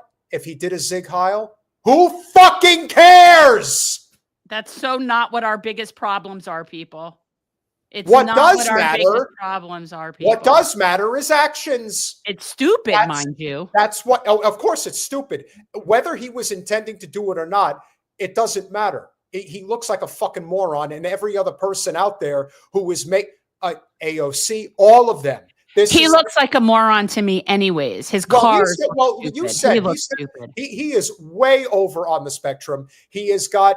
He can't stand still. He's a very he's whether he's autistic, whatever the fuck he is. Somebody shot B-roll cutaway footage of him while Trump was up there today. You could see him like spazzing out, like literally like twitching in every direction. And so he is without question a Looney Tune. But everyone is going to stay focused on this shit. And this is important. The pardons used to be used to correct a wrong, not award loyalty. And you know who really started that bullshit? That's what those useless, stupid medals are for that I think are ridiculous. Go do that for rewarding loyalty. Do you know who really started that whole trend of the rewarding loyalty for the pardons? I was the one who started those pardons for the loyalty. That was one thing that Clinton actually did do. One thing people forget, when Bush was sworn in 2001, you know, the fake president shouldn't have been there. That was when Clinton issued all of his pardons for all of his wealthy donor friends and all of these people that should have been sent to federal prison. But of course, still should, of course. Oh yeah, but no. The people that it. should be in federal prison were sitting in like the first, second, and third rows, basically, or maybe that whole behind the Trump part. And then, of course, Trump today wheels out a murderer's row of the billionaire class. They're all there. It's so gross. But you know what? I'm kind of glad that it's so obvious and visible, because truthfully, it's been this way forever. This is not new. No, it's been this way forever. Guys, we've got some very important clips to get to, and we're going to actually get to your super chats in a minute, because some of them are very important. We do have a couple of other topics to cover, including his arrest was ridiculous, was it not? Yes, no question. The Biden pardons were insane. And the fact that you couldn't give a pardon to Stephen fucking Donziger, I mean, to me, that says it all, because people were actually out there lobbying for you to do this. People that had real power and sway were telling you, please, for the love of God, at least pardon Donziger. He doesn't pardon Donziger. And then what does Trump do for his second course of action today? He gets us out of the Paris Climate Accords again. Now, don't get me wrong. I think the Paris Climate Accords are a joke. But don't expect Trump to do anything other than drill, baby, drill for the next 4 years. Why do you think they want Greenland? They want Greenland for one reason and one reason only. Drill, baby, drill. I mean, to me, it's just so the rest of the world is just laughing at us when he talks that. When he acts like such a pompous buffoon, and this is when I think he really does represent us. So I knew a long time ago when we changed the name from Mount McKinley to Denali. I remember when it happened, and I knew that it had something. I'm sure I figured it had something to do with the original tribal peoples of Turtle Island versus some probably psychotic tribal Indian massacring president, right? Like, and those. Do yourself a favor. Just stop with this bullshit. I am so tired of this. Oh, stop. No, so I just thought it was interesting. I wanted to say, so when he sits there, we're going to rename Mount McKinley, Mount McKinley. And here's what's so interesting. So I looked it up, and I just have a blurb as to why was Mount McKinley changed to Denali. The Koyukon are a people of Alaskan, I'm not going to try to pronounce it, also known as Dana. I'm going to go with the Dina. I'm going to call them the Dina, who settled in the interior area north of the mountain. In 1975, the state of Alaska requested that the mountain be officially recognized as Denali, as it was still the common name used in the state and was traditional among the Alaskan Native peoples. So here's the thing that is just, I find this so unbelievably infuriating. And we do this all the time, like just a thing. So if Alaska is a state, okay, which I believe somebody like Trump would be pretty friggin' adamant that we own it, it's one of ours, that's a state. That means that its people are Americans. that means that those people that live there that wanted that are just American people wanting to pick what they want for their own space, which I would think is something that somebody who's a Republican would be all about.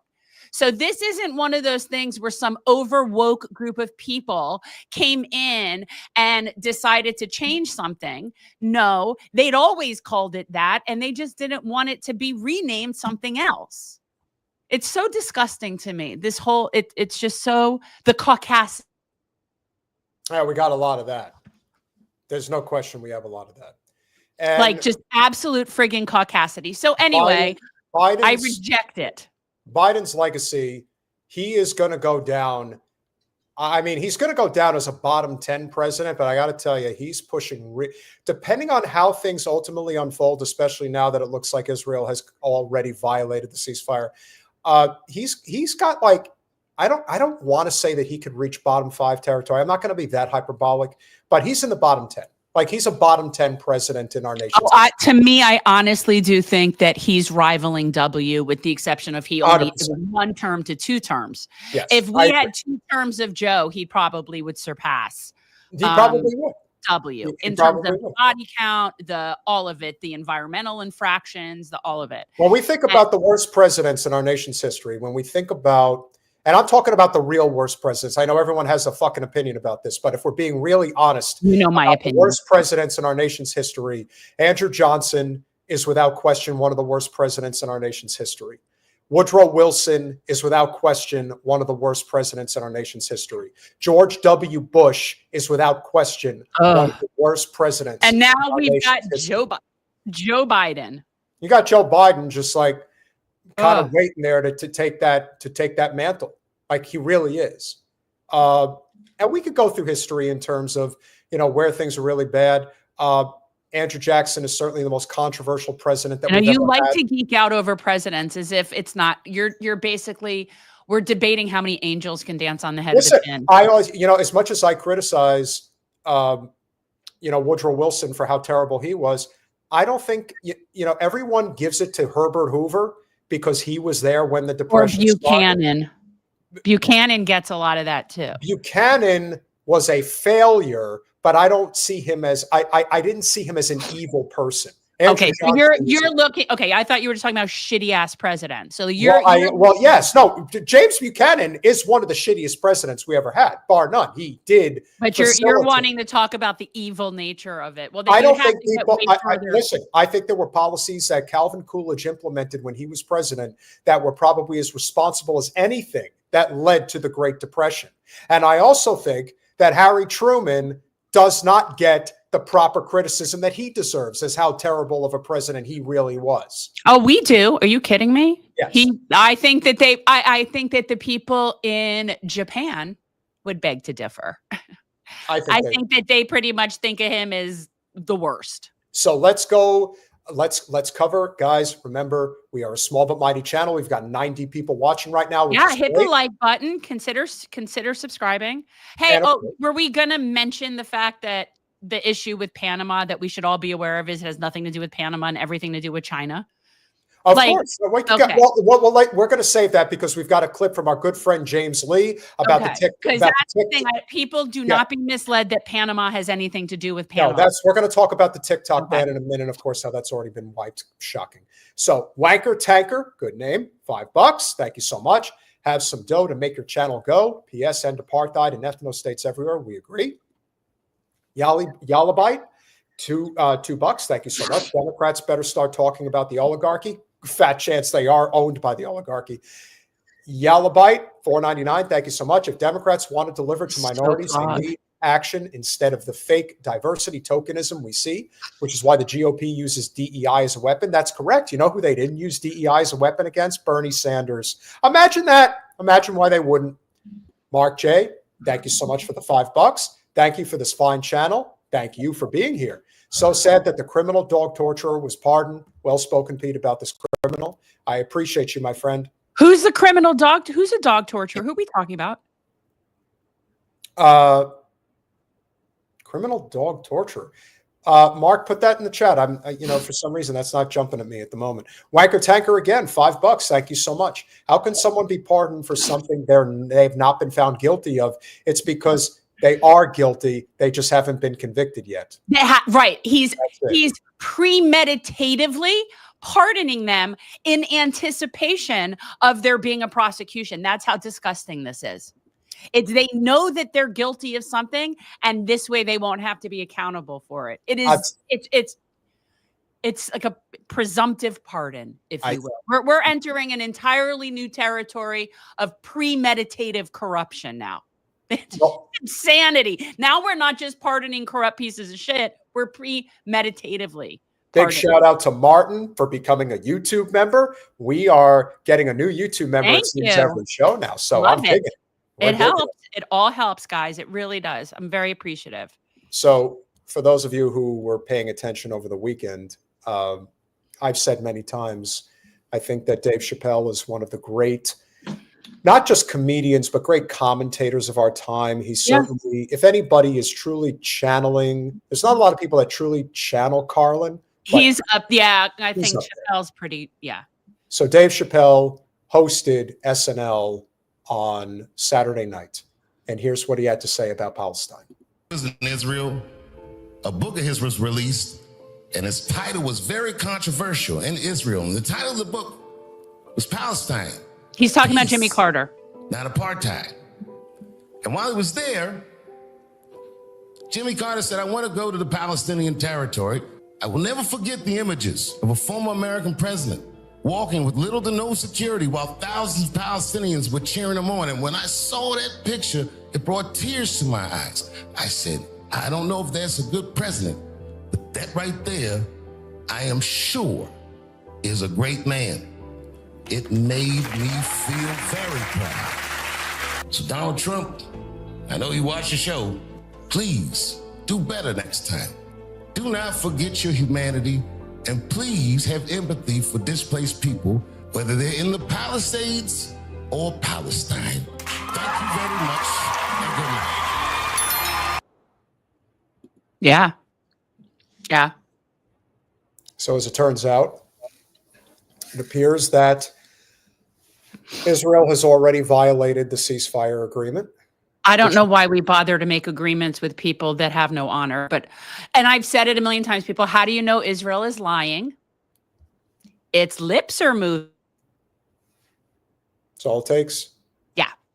That they're moving and they're can't trust them no matter what. That's why I was saying all along, it doesn't matter if you have a ceasefire. They will not honor it. You can have whatever you want to have, but they're not going to honor it. But please continue with telling us how disgusting Israel is. Well, the other thing about Chappelle, which I think is very telling, is that he had a very long monologue and he said what needed to be said. But also, I wonder if SNL has come to terms with the realities of the direction that they took their show for a number of years. Have they already come to the realization that the anti-Trumpism or the over-wokeism and all of that did not, actually serve. There it is. For their benefit? Maybe not. Maybe it's strictly a business decision. But I would say that even just a year ago, or frankly, not even a year ago, even just a few months ago, would SNL have even dared to have Chappelle on to make such a statement, knowing what Biden and Harris basically were doing? You're assuming that they knew what he was going to say. That's fair too. Chappelle he's not going to kowtow to anybody. So he's going to say what he's going to say. So I don't know how much control you have over someone like that. No, but I would assume that they knew that Chappelle was going to definitely bring in the ratings. And so they basically rolled the dice. Well, we're going to let him say what he was going to say, because there's no way he's just them having him on is at this time is somewhat, it's taking that risk. But yeah, I mean, they wouldn't have been able to do that even 3 years ago.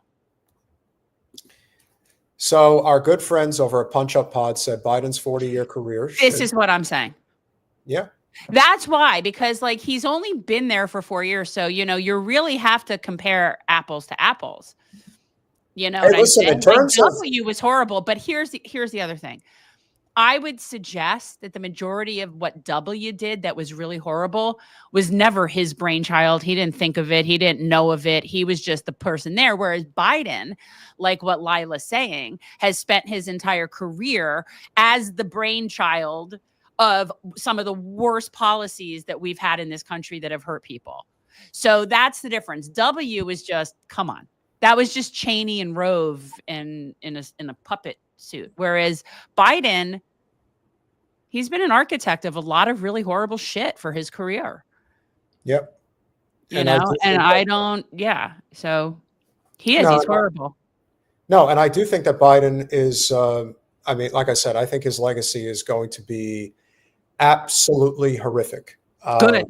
I will make sure to be making sure that at least throughout my lifetime that history is properly recorded.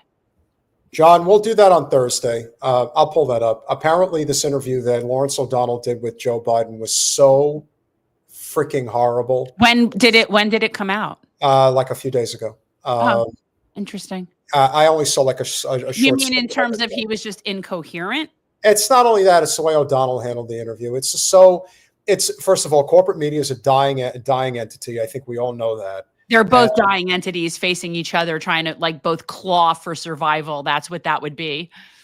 You've got the democratic institution against the mainstream media institution, and all of us have seen behind the curtain, and they're all just sort of clawing to stay in charge. And as Wanker says, and he's absolutely correct, you know, no one that I can really think of in the Democratic Senate in particular really pushed for the war in Iraq as hard as Biden did. Like, he really was on board with that. Hillary, of course, is on board with it in very prophetic fashion too. I really wish we had a clip of, I don't know where you guys would, but for anybody who was watching Trump give his speech, Bill Clinton was just the best behind him. And I felt like it was sort of cut off of that clip. Like, Bill was just, Trump was saying the most off the wall, ridiculous shit. And Bill Clinton was just sitting there with this big ass smile on his face. It was like psychotic. Yeah, it's like, yeah, I'm totally responsible for that. Good politics guy. Oh, Mac. He's great. Mac. Yep. He's and you're right. Great. What is Colanello, he? Colanello, you're not breaking any headlines. They are all know this. We don't like any of these people. That's why I don't understand debating which are the better and not better presidents. Again, that's like asking me my favorite venereal disease. There is no like. It's where we love to have this dichotomy. We love tribalism. We love teams. We like everybody has to have a bad guy. Everybody has to have a hero. That's just how we work. And it is so fascinating to me to have conversations with people and try to explain to them how both people can be the bad guy. That can be a thing. Both outcomes could be bad. That's also a thing. And for some reason, people just cannot wrap their head around this kind of like multiverse, as opposed to like this complete, everything has to be two teams, two sides, red, blue, black, white, like everything has to be. So I don't know. If anybody's breaking through on that, it is Trump, because he really is just going to walk to the beat of his own drum. I give a lot of credit to Chappelle for addressing the fact that Trump is who he is, but that maybe there is humanity in there that he thinks he can get to. I think, and we've said it before, and I do truly believe this, that Trump wants to be liked. He does. And when he was giving his speech, he was specifically speaking to the auto workers and the labor people and making a reference that, that he wants to, I think, look, Sean O'Brien had an impact there. And, he wants them, those are the kind of guys Trump like him. He wants to be popular with the people like the Teamsters and all that. Of course he does. Don't be ridiculous. He does. So I think that's potentially, beneficial to us.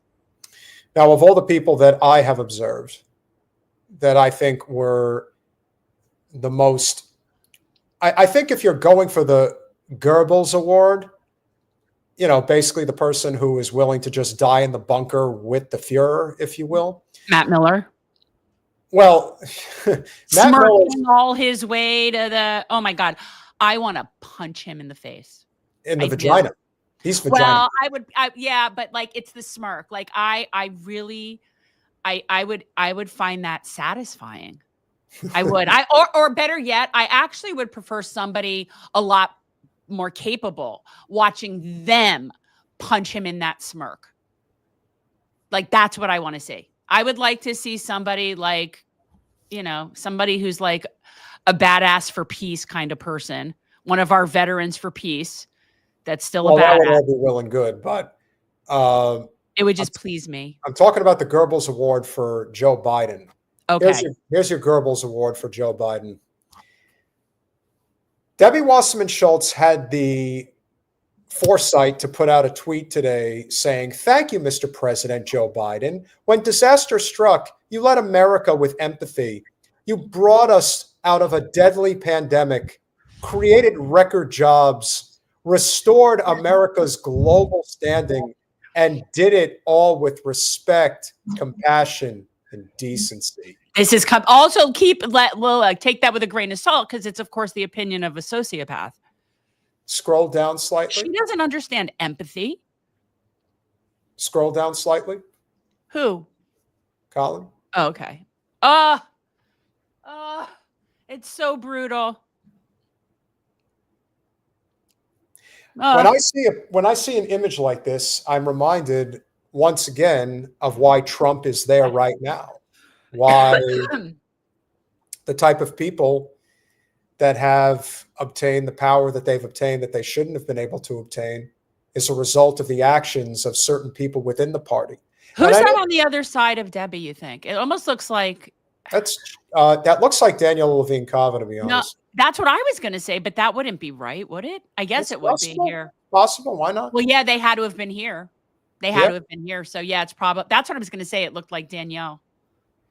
And that's probably Jill. That's Jill. That's Dr. Jill. Mm-hmm. Oh, it's so gross. It's so gross. Make it go away. As Peter Newberger says, that photo explains why Trump is where he is. In many ways, that's true. Debbie Wasserman Schultz rigged the 2016 Dem primary against Bernie Sanders. Had this not happened, Donald Trump would not have taken his second oath of office today. And of course, almost assuredly wouldn't have taken his first. No, I mean, look, in our universe, we would have just finished our second Bernie presidency. And, correct. Who knows who would have come along in that time, or, whatever. Perhaps we would have cleaner water in this country right now. Yeah. Perhaps we don't know who Bernie would have picked as a running mate. We really don't know. No, I mean, we think that Nina would have been a possible option, but but we don't really know, and that would be what would be interesting. So we would be dealing with and seeing what that person would be at this point, instead of watching what just happened with Kamala, who will be nothing but a footnote in history.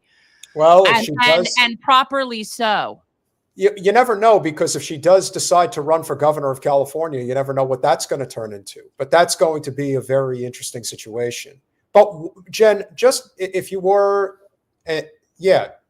Peter, we agree. We know it all too well. So it's a Peter thing. It's a mutual Peter thing. See? So I would ask you, from an objective perspective, what possesses somebody like Debbie to put out a post like this? And you're asking me? Yeah. And what do you think she's hoping to accomplish with this statement? Like, what is this, just with the last few total sycophantic Dem loyalists? Is this supposed to be some type? Keep in mind, they think Joe was great, and that's who she is appealing to, her people, by putting that out there. It's the proper thing to do, and she probably believes it, and she's just a complete, sycophant to whatever you would even call it. I mean, Dem corporatism versus GOP corporatism. I mean, I don't know, but she definitely is one of the world's biggest friggin' bootlickers. Yep. She's quite a big bootlicker, but I mean, she's going to thank him. First of all, she'll take any opportunity to find content, because otherwise there's no content for her. Well, she got absolutely constantly be making herself the center of attention and relevant, because that's what narcissists do. So it always has to be about her, which is why she had to put that picture up, even though that's from who knows how long ago. But It's just, yeah, it's about her. And it's a way also of her signaling to her people, look how powerful I am. I was this close to the president. And that is really more about boosting her ego and about her sycophants, like licking their lips at it because they think it's so cool. And you know the people locally that I'm talking about that would probably think it's awesome. Yeah, no, we know who the old Jewish biddies are that you think of that would be so enamored with, well, Debbie's still our girl and Debbie's still, you see, the president still loves her. All these other people who don't like her, they just don't get it. They just don't understand. And I do think that that's part of it. And of course, she got, look, our tweet went semi-viral. And of course, she got absolutely eaten alive, you know, with the people that responded to her. And it's not a surprise. Why would it surprise Wait, me? who responded? You mean people that responded to her post about Biden? Of course. Now, of course, our post ended up getting a lot of traction, and that was in lieu of the idea that a lot of people then went over there and made comments about it. But you realize what I think. I mean, this is the biggest thing people have to understand about with Debbie when she puts out content and she gets like ratioed like that and people hate her and she gets these negative comments and all that. And you wonder, why does she do that? And it is kind of weird. And this is something that we talked about when we were running, the difference between what you do locally, how it affects the people locally versus what your persona is nationally. So all those people that are commenting or whatever, she doesn't give a shit about any of that. All she cares about is signaling to her voters here and to her donors that she is this tight and this powerful. What everyone else says about her is irrelevant because those are not her voters or her donors. No. And I can tell you that the people that do have some pull down here that actually want her to go, they're not willing to step out of line. No. You know, if it's just because they feel that there's not enough people that have said they've had enough of her just yet, who knows? It's a lot of things. It is. It is. But I can tell blackmail. There is blackmail. There's blackmail. There's no question that plays a role. Yeah. So when people get all caught up in these, and listen, you guys, Colanello, all of you guys, oh my God. Let me address this. I'm going to address this right now. And I'm going to just say this. This is important. Okay, Jay. Okay. Now, if what you're referring to is research on beagles are used for medical research. That is the way it is done. Beagles are used for medical research. My husband has done stuff with beagles, and it is something that has been done to perfect laser techniques. There are things that are done, and I know it really sucks and is unpleasant, but that cannot be what we're referring to as dog torture, because it is not dog torture. I'm not saying I agree with it, but when I think of dog torture, I think of Michael Vick. Yeah. Okay. This does not qualify to me as what we could argue about the ethics of doing animal experimentation, but it's a different realm than what I think. I mean, to me, just putting that out there. Now, I will definitely say that while Wasserman Schultz definitely had the worst take I've seen out of anybody on social media, there were plenty of others that, you know, they're still trying to pretend like Biden was great and that he had the great presidency. And of course, there's Jen, you know who decided, because our tweet went somewhat viral, decided to come and try to troll us with commentary about Bernie? Roland Martin showed up. And he's like, you know, it's like. Wait, he came on we put out our post about what? Which post? About Debbie. Okay. And Roland Martin decided to comment on our post about Debbie? No, he actually came on to say that Bernie never had a chance, just to try to fucking troll. And it's like, dude, it's like I wanted to joke and say, kind of desperation to even do that, though. Especially somebody like him who fancies himself as somebody who's like an elite member of the Democratic establishment. But wait. For somebody with his audience and his platform to come and comment on our platform is such a sign of weakness. We need to introduce him to the people that big league me, because at least I can respect them for having that capacity. This guy, you're going to lower yourself like to come on some smaller, like little YouTube channel. That's a sign of desperation. It's pathetic. Now, Kathy may be right about this, that what Fauci was doing was torture. That I don't doubt. I'm just saying, I want to just be clear that I know that there are beagles that are used in things that are not torture. Yeah, that has to do with like disease study and things like that. Well, I'm just saying, and it's something, and Jason doesn't like to talk about it because he is an animal lover, and it is something that it's not an easy thing. It's harsh, but but so is a lot of, he's a total disgrace. I'm just saying not all animal things are the same. And I would also say that, would we rather us experiment on people? And I don't think people want that either. And so, we have to understand that in order to have some of the things that we like and we want and our technology, it is a necessary evil. And we could debate that and what we could live without and with, and I'm open to that. I don't like it, but from what I know and from what my husband has done, they get put to sleep. Yeah. They get put to sleep. It's their unconscious and then they get put to sleep. And so while I don't necessarily agree with it, I'm not saying I'm a supporter of it. I don't know that I consider that torture. Now, what he did might be totally different, but when I saw beagles, I do know that beagles are used in medical testing. That's what I know. And so this is what the Democrats have become. Most Democrats think their party needs major change while the GOP coalesces around Trump. But what is unique within this poll that was taken, the Democrats really are in the shitter right now. Apparently, 2 out of 3 voters are just, here we go. So I don't see the numbers here. I don't think that this may even be the correct one, but apparently 2 out of 3 voters do not approve. Yeah, that's it. Just 33% of all Americans express a favorable view of the Democratic Party, an all-time low in CNN's polling data going back to 1992. That's amazing. But really not. It's not amazing at this point. You have to see the writing on the wall to know that this party is dead. And if you still are trying to get talking points from Debbie Wasserman Schultz as a means of support for the party establishment, it's the way it is. People are looking for another path, and rightfully so. As Jenna said many a times, one person's terrorist is another person's freedom fighter. There's a reason why Hamas is revered by a lot of people.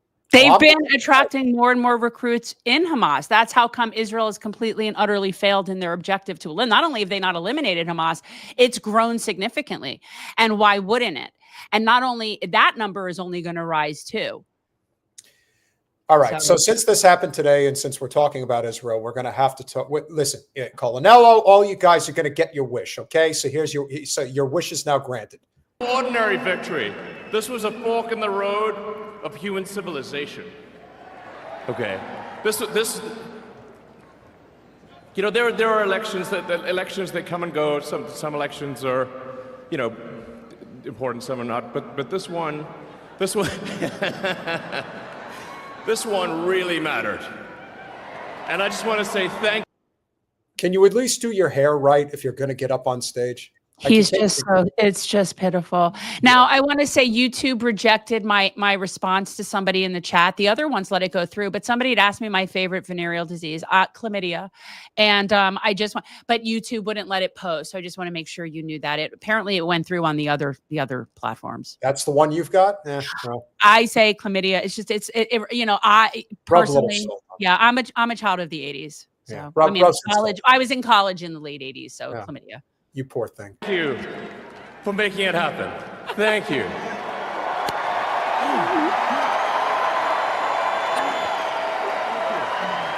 My heart goes out to you.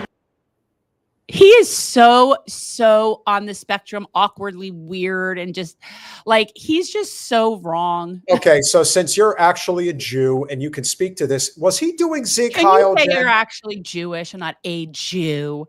Okay, but yeah, Jen, was he doing Zig Heil? Was that what he was doing? I don't know what he was doing. It looked definitely. It didn't necessarily. But see, what you call that to me is just what, like the rabbi was talking about, it's just nationalism in general. So it could be it has to do with Hitler, or it could be that Trump is his leader. It could be any of that. It's all very nationalistic and fascistic. So whether or not he was doing it as a anti-Semitic thing, who the hell knows? And quite honestly, I don't even care. I don't even care. This is so absurd. We have reached the point of people like this are controlling or pulling strings in the government, like just blatantly and openly, and people are celebrating that. So like, this is absurd to me that we're even, this is ridiculous. It's really ridiculous. And by the way, people that are not from here, that are not American people, like they're very infiltrated. I would think we'd be worried about stuff like that. You hear Trump talking about foreign influence, but what about that? What about these people? Elon Musk isn't from here. What about Israel's influence? That's a friggin' horrible foreign influence on us. Yeah. And what I also think is more prudent is whether or not people recognize the issues with like I said, a murderer's row of billionaires showing up to Trump's inauguration. You can get caught up in the salute, but that's a gesture. It's the policies that actually matter. Look, it's Trump's inaugural party. It really is, with the exception of Bill Gates. Gates is off plotting other horrible things. Yeah. But those three of the four were there today. So Larry, Moe, and Curly. Larry, Moe, and Curly. Or Stan Marsh, the French painter, the court jester, and I guess the one like a dollar store knockoff Fred Astaire. You know, something like that. It's so funny. It is. Yeah. Bezos is on the end, Chris. How do you not see him? Bezos is right there in the beanie. Yeah. Right there in the red beanie. Like he's got the Stan Marsh beanie on. That's Bezos' profile. Even though he's much more of a Cartman than he is he's much more of a Cartman than a Stan. I don't follow the show, but look, you know what? I had to work with hats that fit. Yeah. But it's not surprising, and it shouldn't be. This is what the fact that you see people today making commentary about. Oh, he meant like, where's Waldo? Yeah. Yeah, that's actually a Where's Waldo beanie too. I could see that. Yeah. Okay. You know, you see the commentary today from like a lot of Democrats, like, oh, you see what you gave us? You gave us a whole bunch of billionaires running the country. Who in the flying fuck do you think was funding Kamala and Joe's campaigns? There were way more billionaires than were with Trump, actually. Way more. And on top of that, Kamala outraised Trump by triple. Oh, yeah. Where do you think that money comes from? Although you would think from all of the regular people, given how much they were like asking for money, like they were friggin' a grassroots campaign. Anybody who gave any regular working person who donated to that campaign is God. A rube. You want to talk about a dupe of the highest order? That, it's one thing when you are a grassroots campaign, but to give money to a campaign that takes PAC money and billionaire money, and then they're taking your money, you're a rube. Congratulations, you are a rube. Like, that makes no sense to me whatsoever. I would never give money to a campaign that took money from non-grassroots sources. You can spin this however which way you want to spin it. We know how Trump operates. This isn't anything new. What we do know is that this country got so much worse in the last 4 years, and that was before the genocide. I will never forget the sight of the Democratic congressional delegation waving the Ukraine flag on the House floor. Oh. I will never forget that one. I'll never forget them giving a standing ovation to a genocidal maniac. But, it's like the times they are changing. And so now we're going to find out if Trump has any cojones, because clearly it's going to be, Netanyahu's putting it out there right away that, oh, we're still in control. Oh, really? Maybe. Anything's possible. Look, we are still, I love the way that Larry Wilkerson describes it, because we really do live, the people in this country that are at least aware of the completely ridiculous power that Israel's policy has over us and what we do. The rule of thought was always that sort of Walton Mearsheimer thought that we're just so controlled by Israel and the Israel lobby, and that's what controls everything. And that is true in the micro, but beyond that, that's by design. So while that is true, that's what we want it to look like. That's the sort of just like our political electoral process is the facade that isn't real. That's true too. Israel And the power of Israel over us, that's not real. That's make believe. There is no Israel without us. They are us. So it's not like we can't control them. Of course we could. They are us. We want them to be doing what they're doing. So while the Israel lobby is powerful and legislatively and has taken over basically our entire government, that is all true. But at the end of the day, Israel is us. They are. And so they're not doing anything that we don't want them to do. And this whole image of us negotiating with them and like sort of giving them something is absurd. And that's all just perception. And there is no way that they weren't offered either just more settlements or whatever else ridiculous colonization shit that they want with Greater Israel for a broken ceasefire. The moment that we're in right now, and we have said before, I will always encourage people to get involved electorally. I think it's important, but I think you also need to know who you are trying to support. If you are supporting anybody that takes corporate special interest money, you're wasting your time. And here's the problem with this, Peter. When you say stop sending them weapons, correct. But that would be the same thing as you to say, stop arming your aircraft carriers. Mm-hmm. Stop sending weapons to your bases around the country. Stop making sure that your military is armed. So that's the same problem. So we keep saying it like as if it's a separate entity. Stop arming them. They're doing what we want them to do. They're our attack dog. So while the Democrats will spend the next week, maybe two, talking about the arm action of Elon Musk, this is the reason why our government is concerned about the Panama Canal, is concerned about TikTok. It has nothing to do with anything other than controlling the corporate narrative because they fear the power that China represents. China knows they have us by our balls, and that's why this has come up.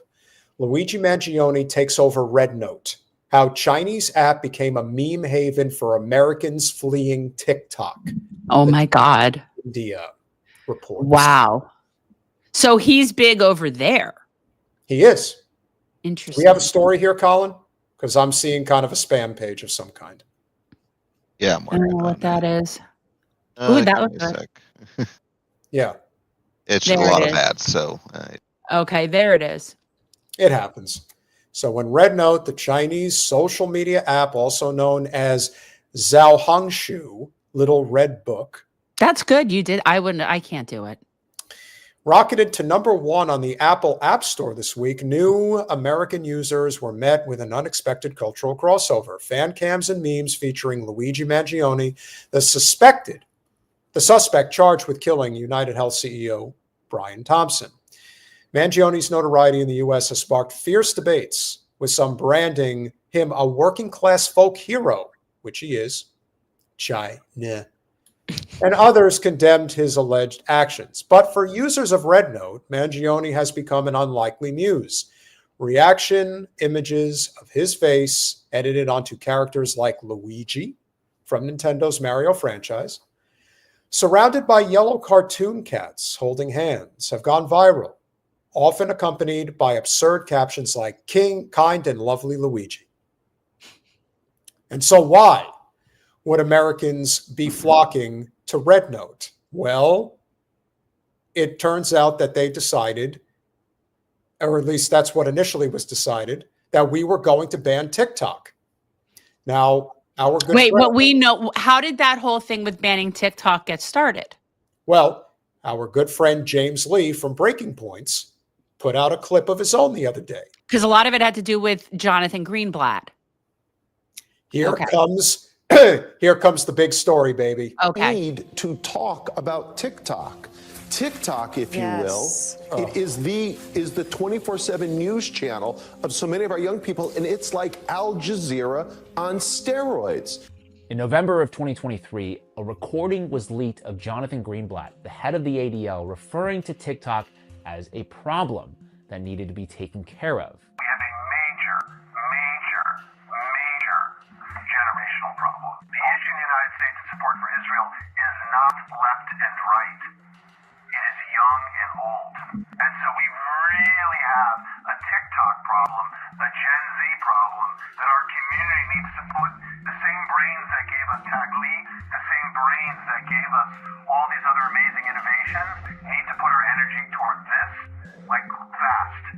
Now, one interesting side note here is that I came across an ADL report expressing frustration that they couldn't access TikTok's analytics the way they can with every other big tech company. But now things are really moving at a rapid pace. The next day, on December 1st, 2023, the New York Post reported that a group of 40 mostly Jewish tech leaders and business executives confronted TikTok CEO Shou Chu over their concerns about anti-Semitism and the allegedly disproportionate popularity of pro-Palestine videos on the app.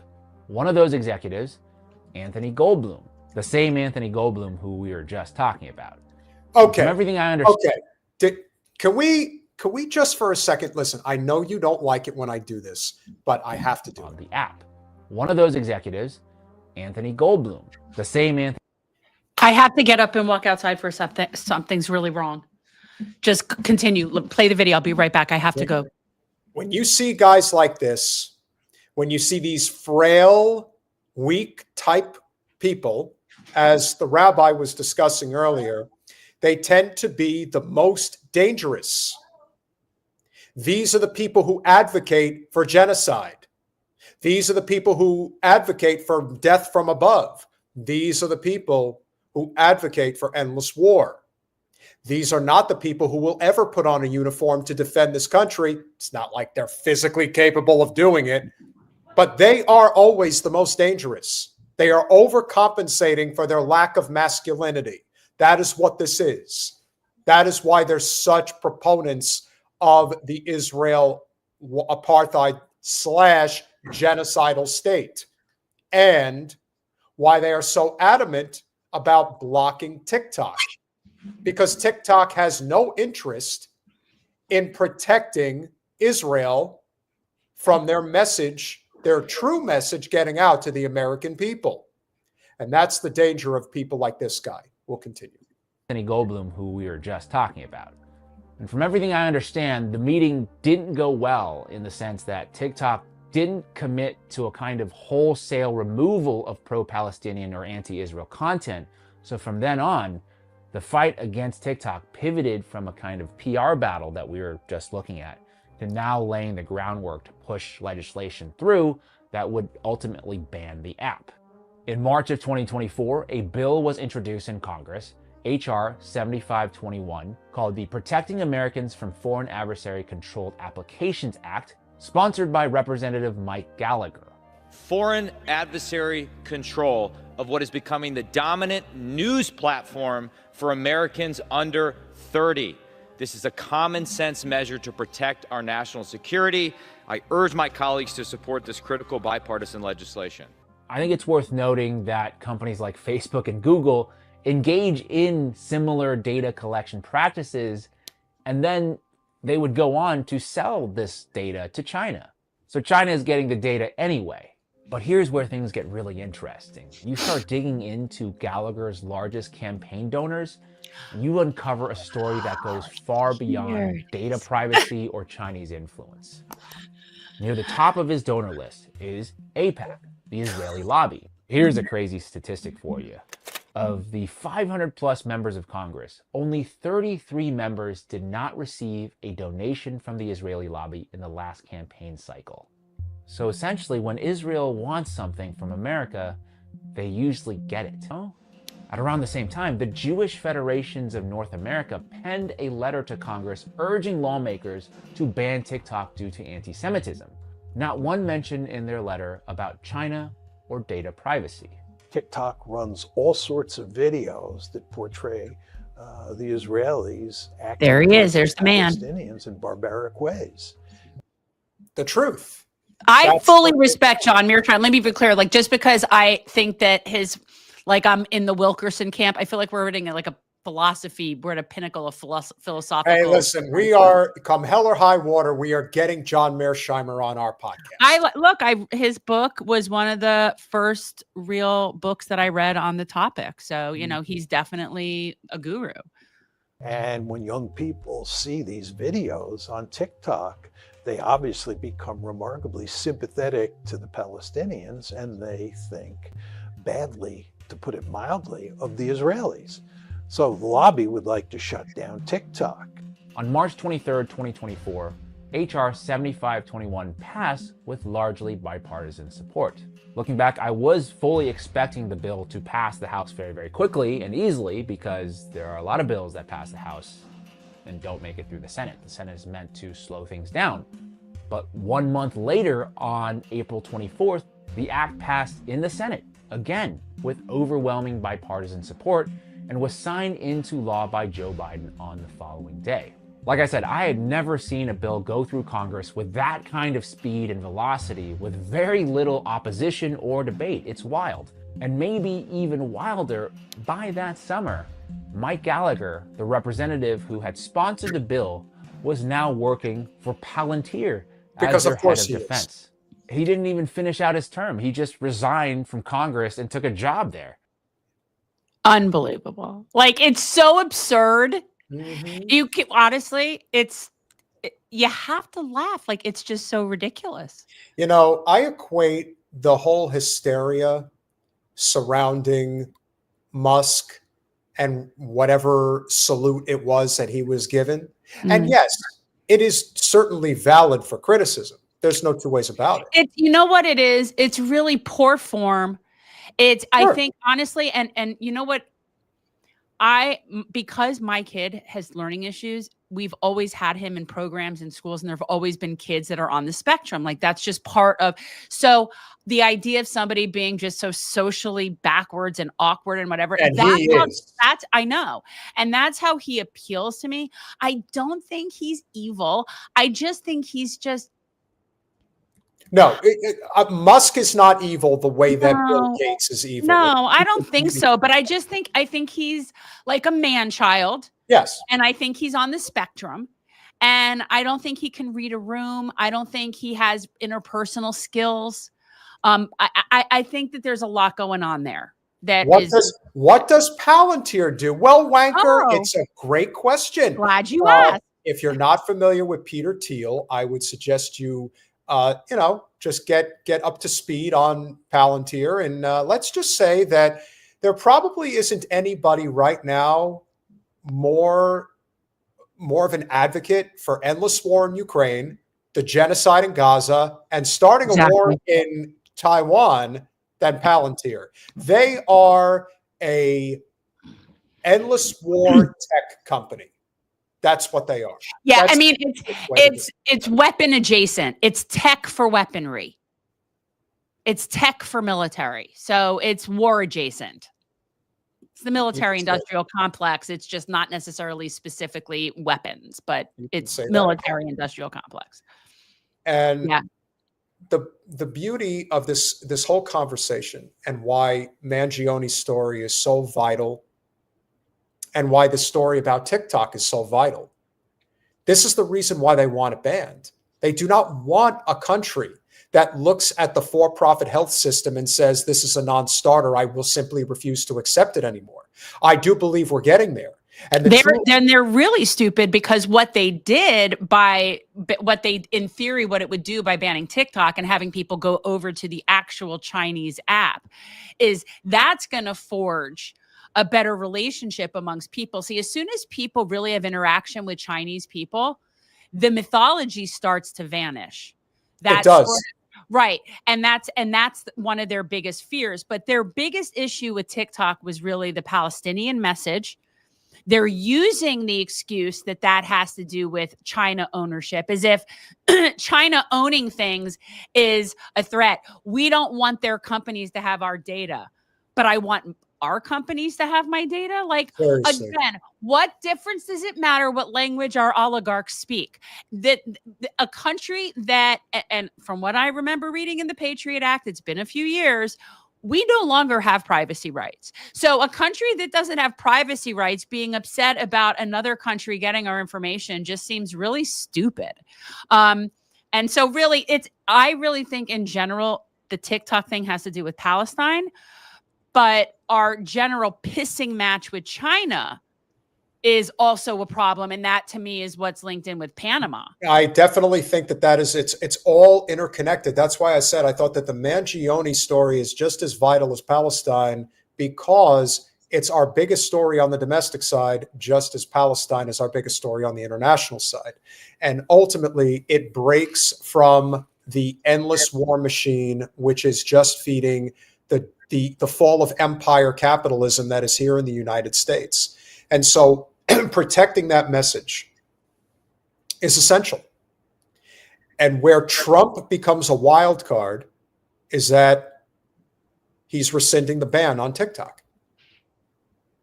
Do you really think that if Kamala was there right now, that she'd be rescinding the ban on TikTok? Not a chance. More than that, the guy from TikTok was in the in his little group there. He had him. He was one of the guests.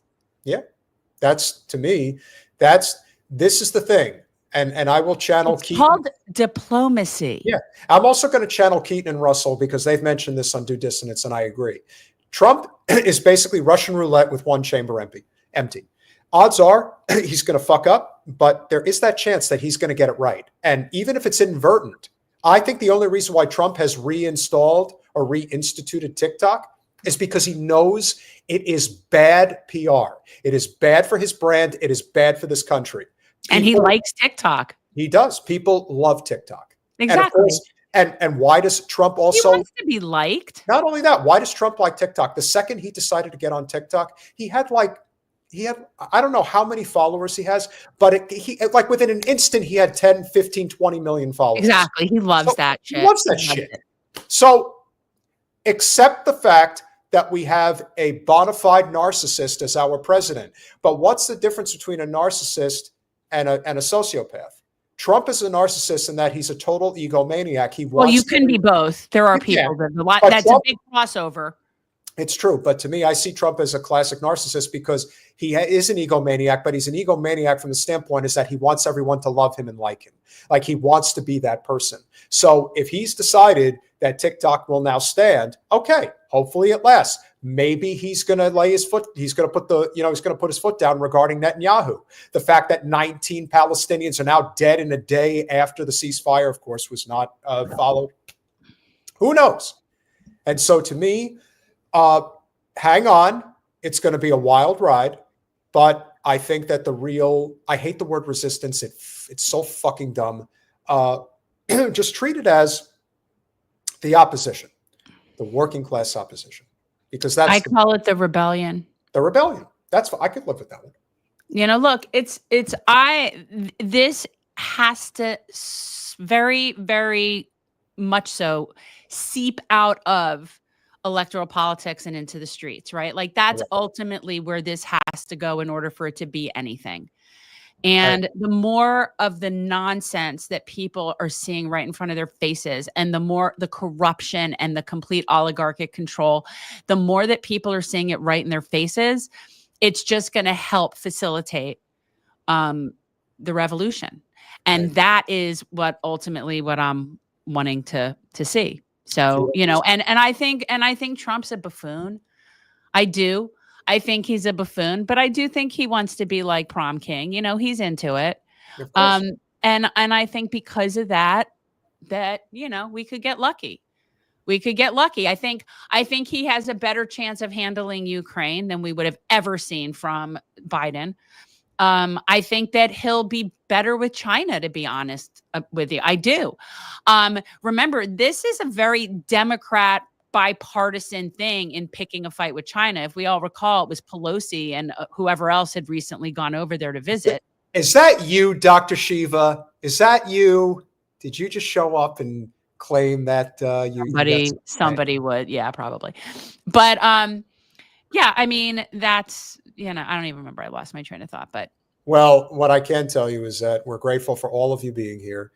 We are a small but mighty channel still, but we are steadily growing. We're growing. We have some good things coming up, yes? Yes, we do. We have a lot of really great guests coming on the podcast. I love how you text me to rap with the rabbi. You can't rap with a rabbi. Rap and rhyme. Let me tell you something, okay? And this applies to all clergy people, okay? I know my thing keeps doing that. I have to keep. Jen's gone. So, oh crap! I thought I was going to have a chance to give you the business. No, I'm not gone. I'm here. My thing. This is the same beep. Clergy people like to talk. Clergy people are generally kind of, windbaggy. That's what they do. They are pontificators. That's what clergy people do. They sermon. They give sermons. Well, so it's not easy to rap a rabbi. I understand. It went over an hour. I mean, you could have jumped in at any point. I didn't. I was listening. I was learning. But then don't text me rap. I'm like, it's hard. Yes, I understand. That's true. And yes, Americans are scared. And you know what? They have a right to be. I'm not saying that they don't. No, you should be scared. It's scary. Yeah, you should be more scared of the system that is breaking beneath our feet. That's what you should be scared I of. also feel optimistic. And I've said this before with a lot of different things. People are scared because it's uncertain. People are scared of uncertainty. And I am someone who chooses. Yeah, I choose to not. I choose to not be scared of that. People don't like wild cards. They don't like not just Trump in general. Yeah. I don't think that peace stuff is necessarily talking about people are necessarily scared of just Trump. I think just in general about what is happening. And I think that we need to, being scared is good. Okay. Making decisions based on fear is bad. Correct. So it's okay to be scared, but what we need to do is be reasonable. We need to recognize what fears are rational, what fears are not rational, and start to, again, keep building bigger and bigger coalition. But I do think that people having a sense of fear is okay. It's good. It's okay to be uncomfortable. We need to sit with that. We've been way too comfortable for way too long, a lot of people, so that it does feel like a very rude awakening as to what's happening.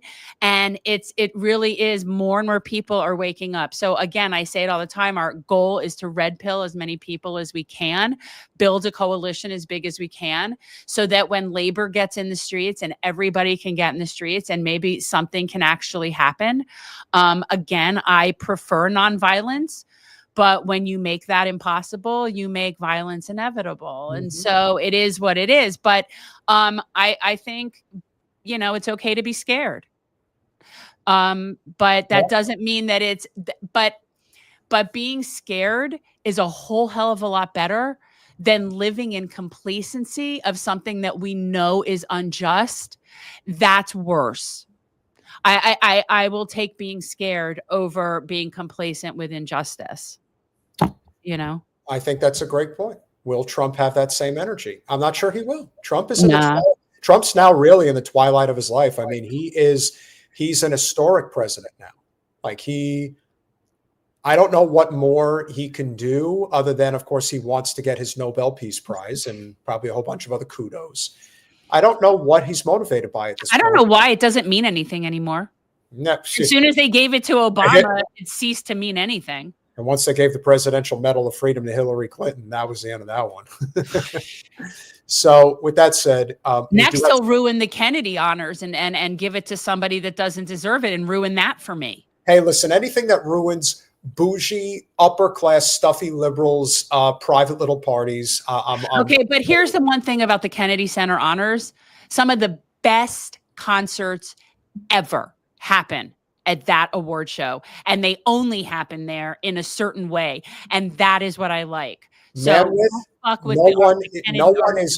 no one is arguing that point about Trump. What we are saying is that because of that self-aggrandizement could actually lead to some good things for Americans. Right. He could do the right thing just because he wants to be liked by some group of people and it turns out to be the right thing for people. That's what we're saying. Because of that, he does get led by whoever is appealing to him in the moment wanting to be popular. You're asking for way too much. Let me tell you, and this is where we'll conclude tonight. There was about 10 to 20,000 Democrats that showed up at the National Mall today to protest Trump. Were they there to protest the genocide? Were they? Yes. Oh, absolutely. That just goes to show you how the award doesn't mean shit. It means nothing. I saw a lot of people. I saw a lot of Palestinian, like pro-Palestinian protesters. No, what I'm saying is that the people who showed up were protesting Trump's inauguration. What I'm saying is those same people typically are not out there protesting endless war and poisoned drinking water. They're not out there protesting for a living wage or ending our for-profit health system. And they sure as hell are not out there protesting against genocide. They're protesting against the things that make them feel uncomfortable. People don't like being uncomfortable. And I understand that. Yeah. But until we get uncomfortable, we're not going to be able to fix the problems. It's very, look, if anything, I love therapy. I'm a big fan of therapy. If people have access to a big supporter, Colanello, I know you're the real deal. I'm not debating that. I know that you care about issues that really matter. No, that's not what we're talking about. Yeah, and again, don't play that. What is he's talking about particular people that are just the anti-Trump people? That's who he's talking about. Like, don't think you could straw man me. That shit don't work.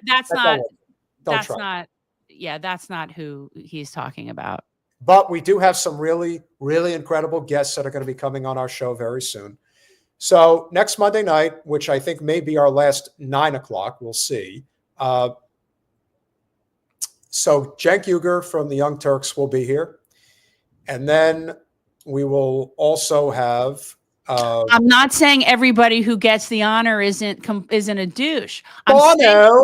I'm saying that the concert is amazing. And if you haven't seen Hart doing Stairway to Heaven, or you haven't seen Aretha Franklin doing You Make Me Feel Like a Natural Woman for Carole King, it's like these things are priceless. So I'm just saying, it's not about who gets the award.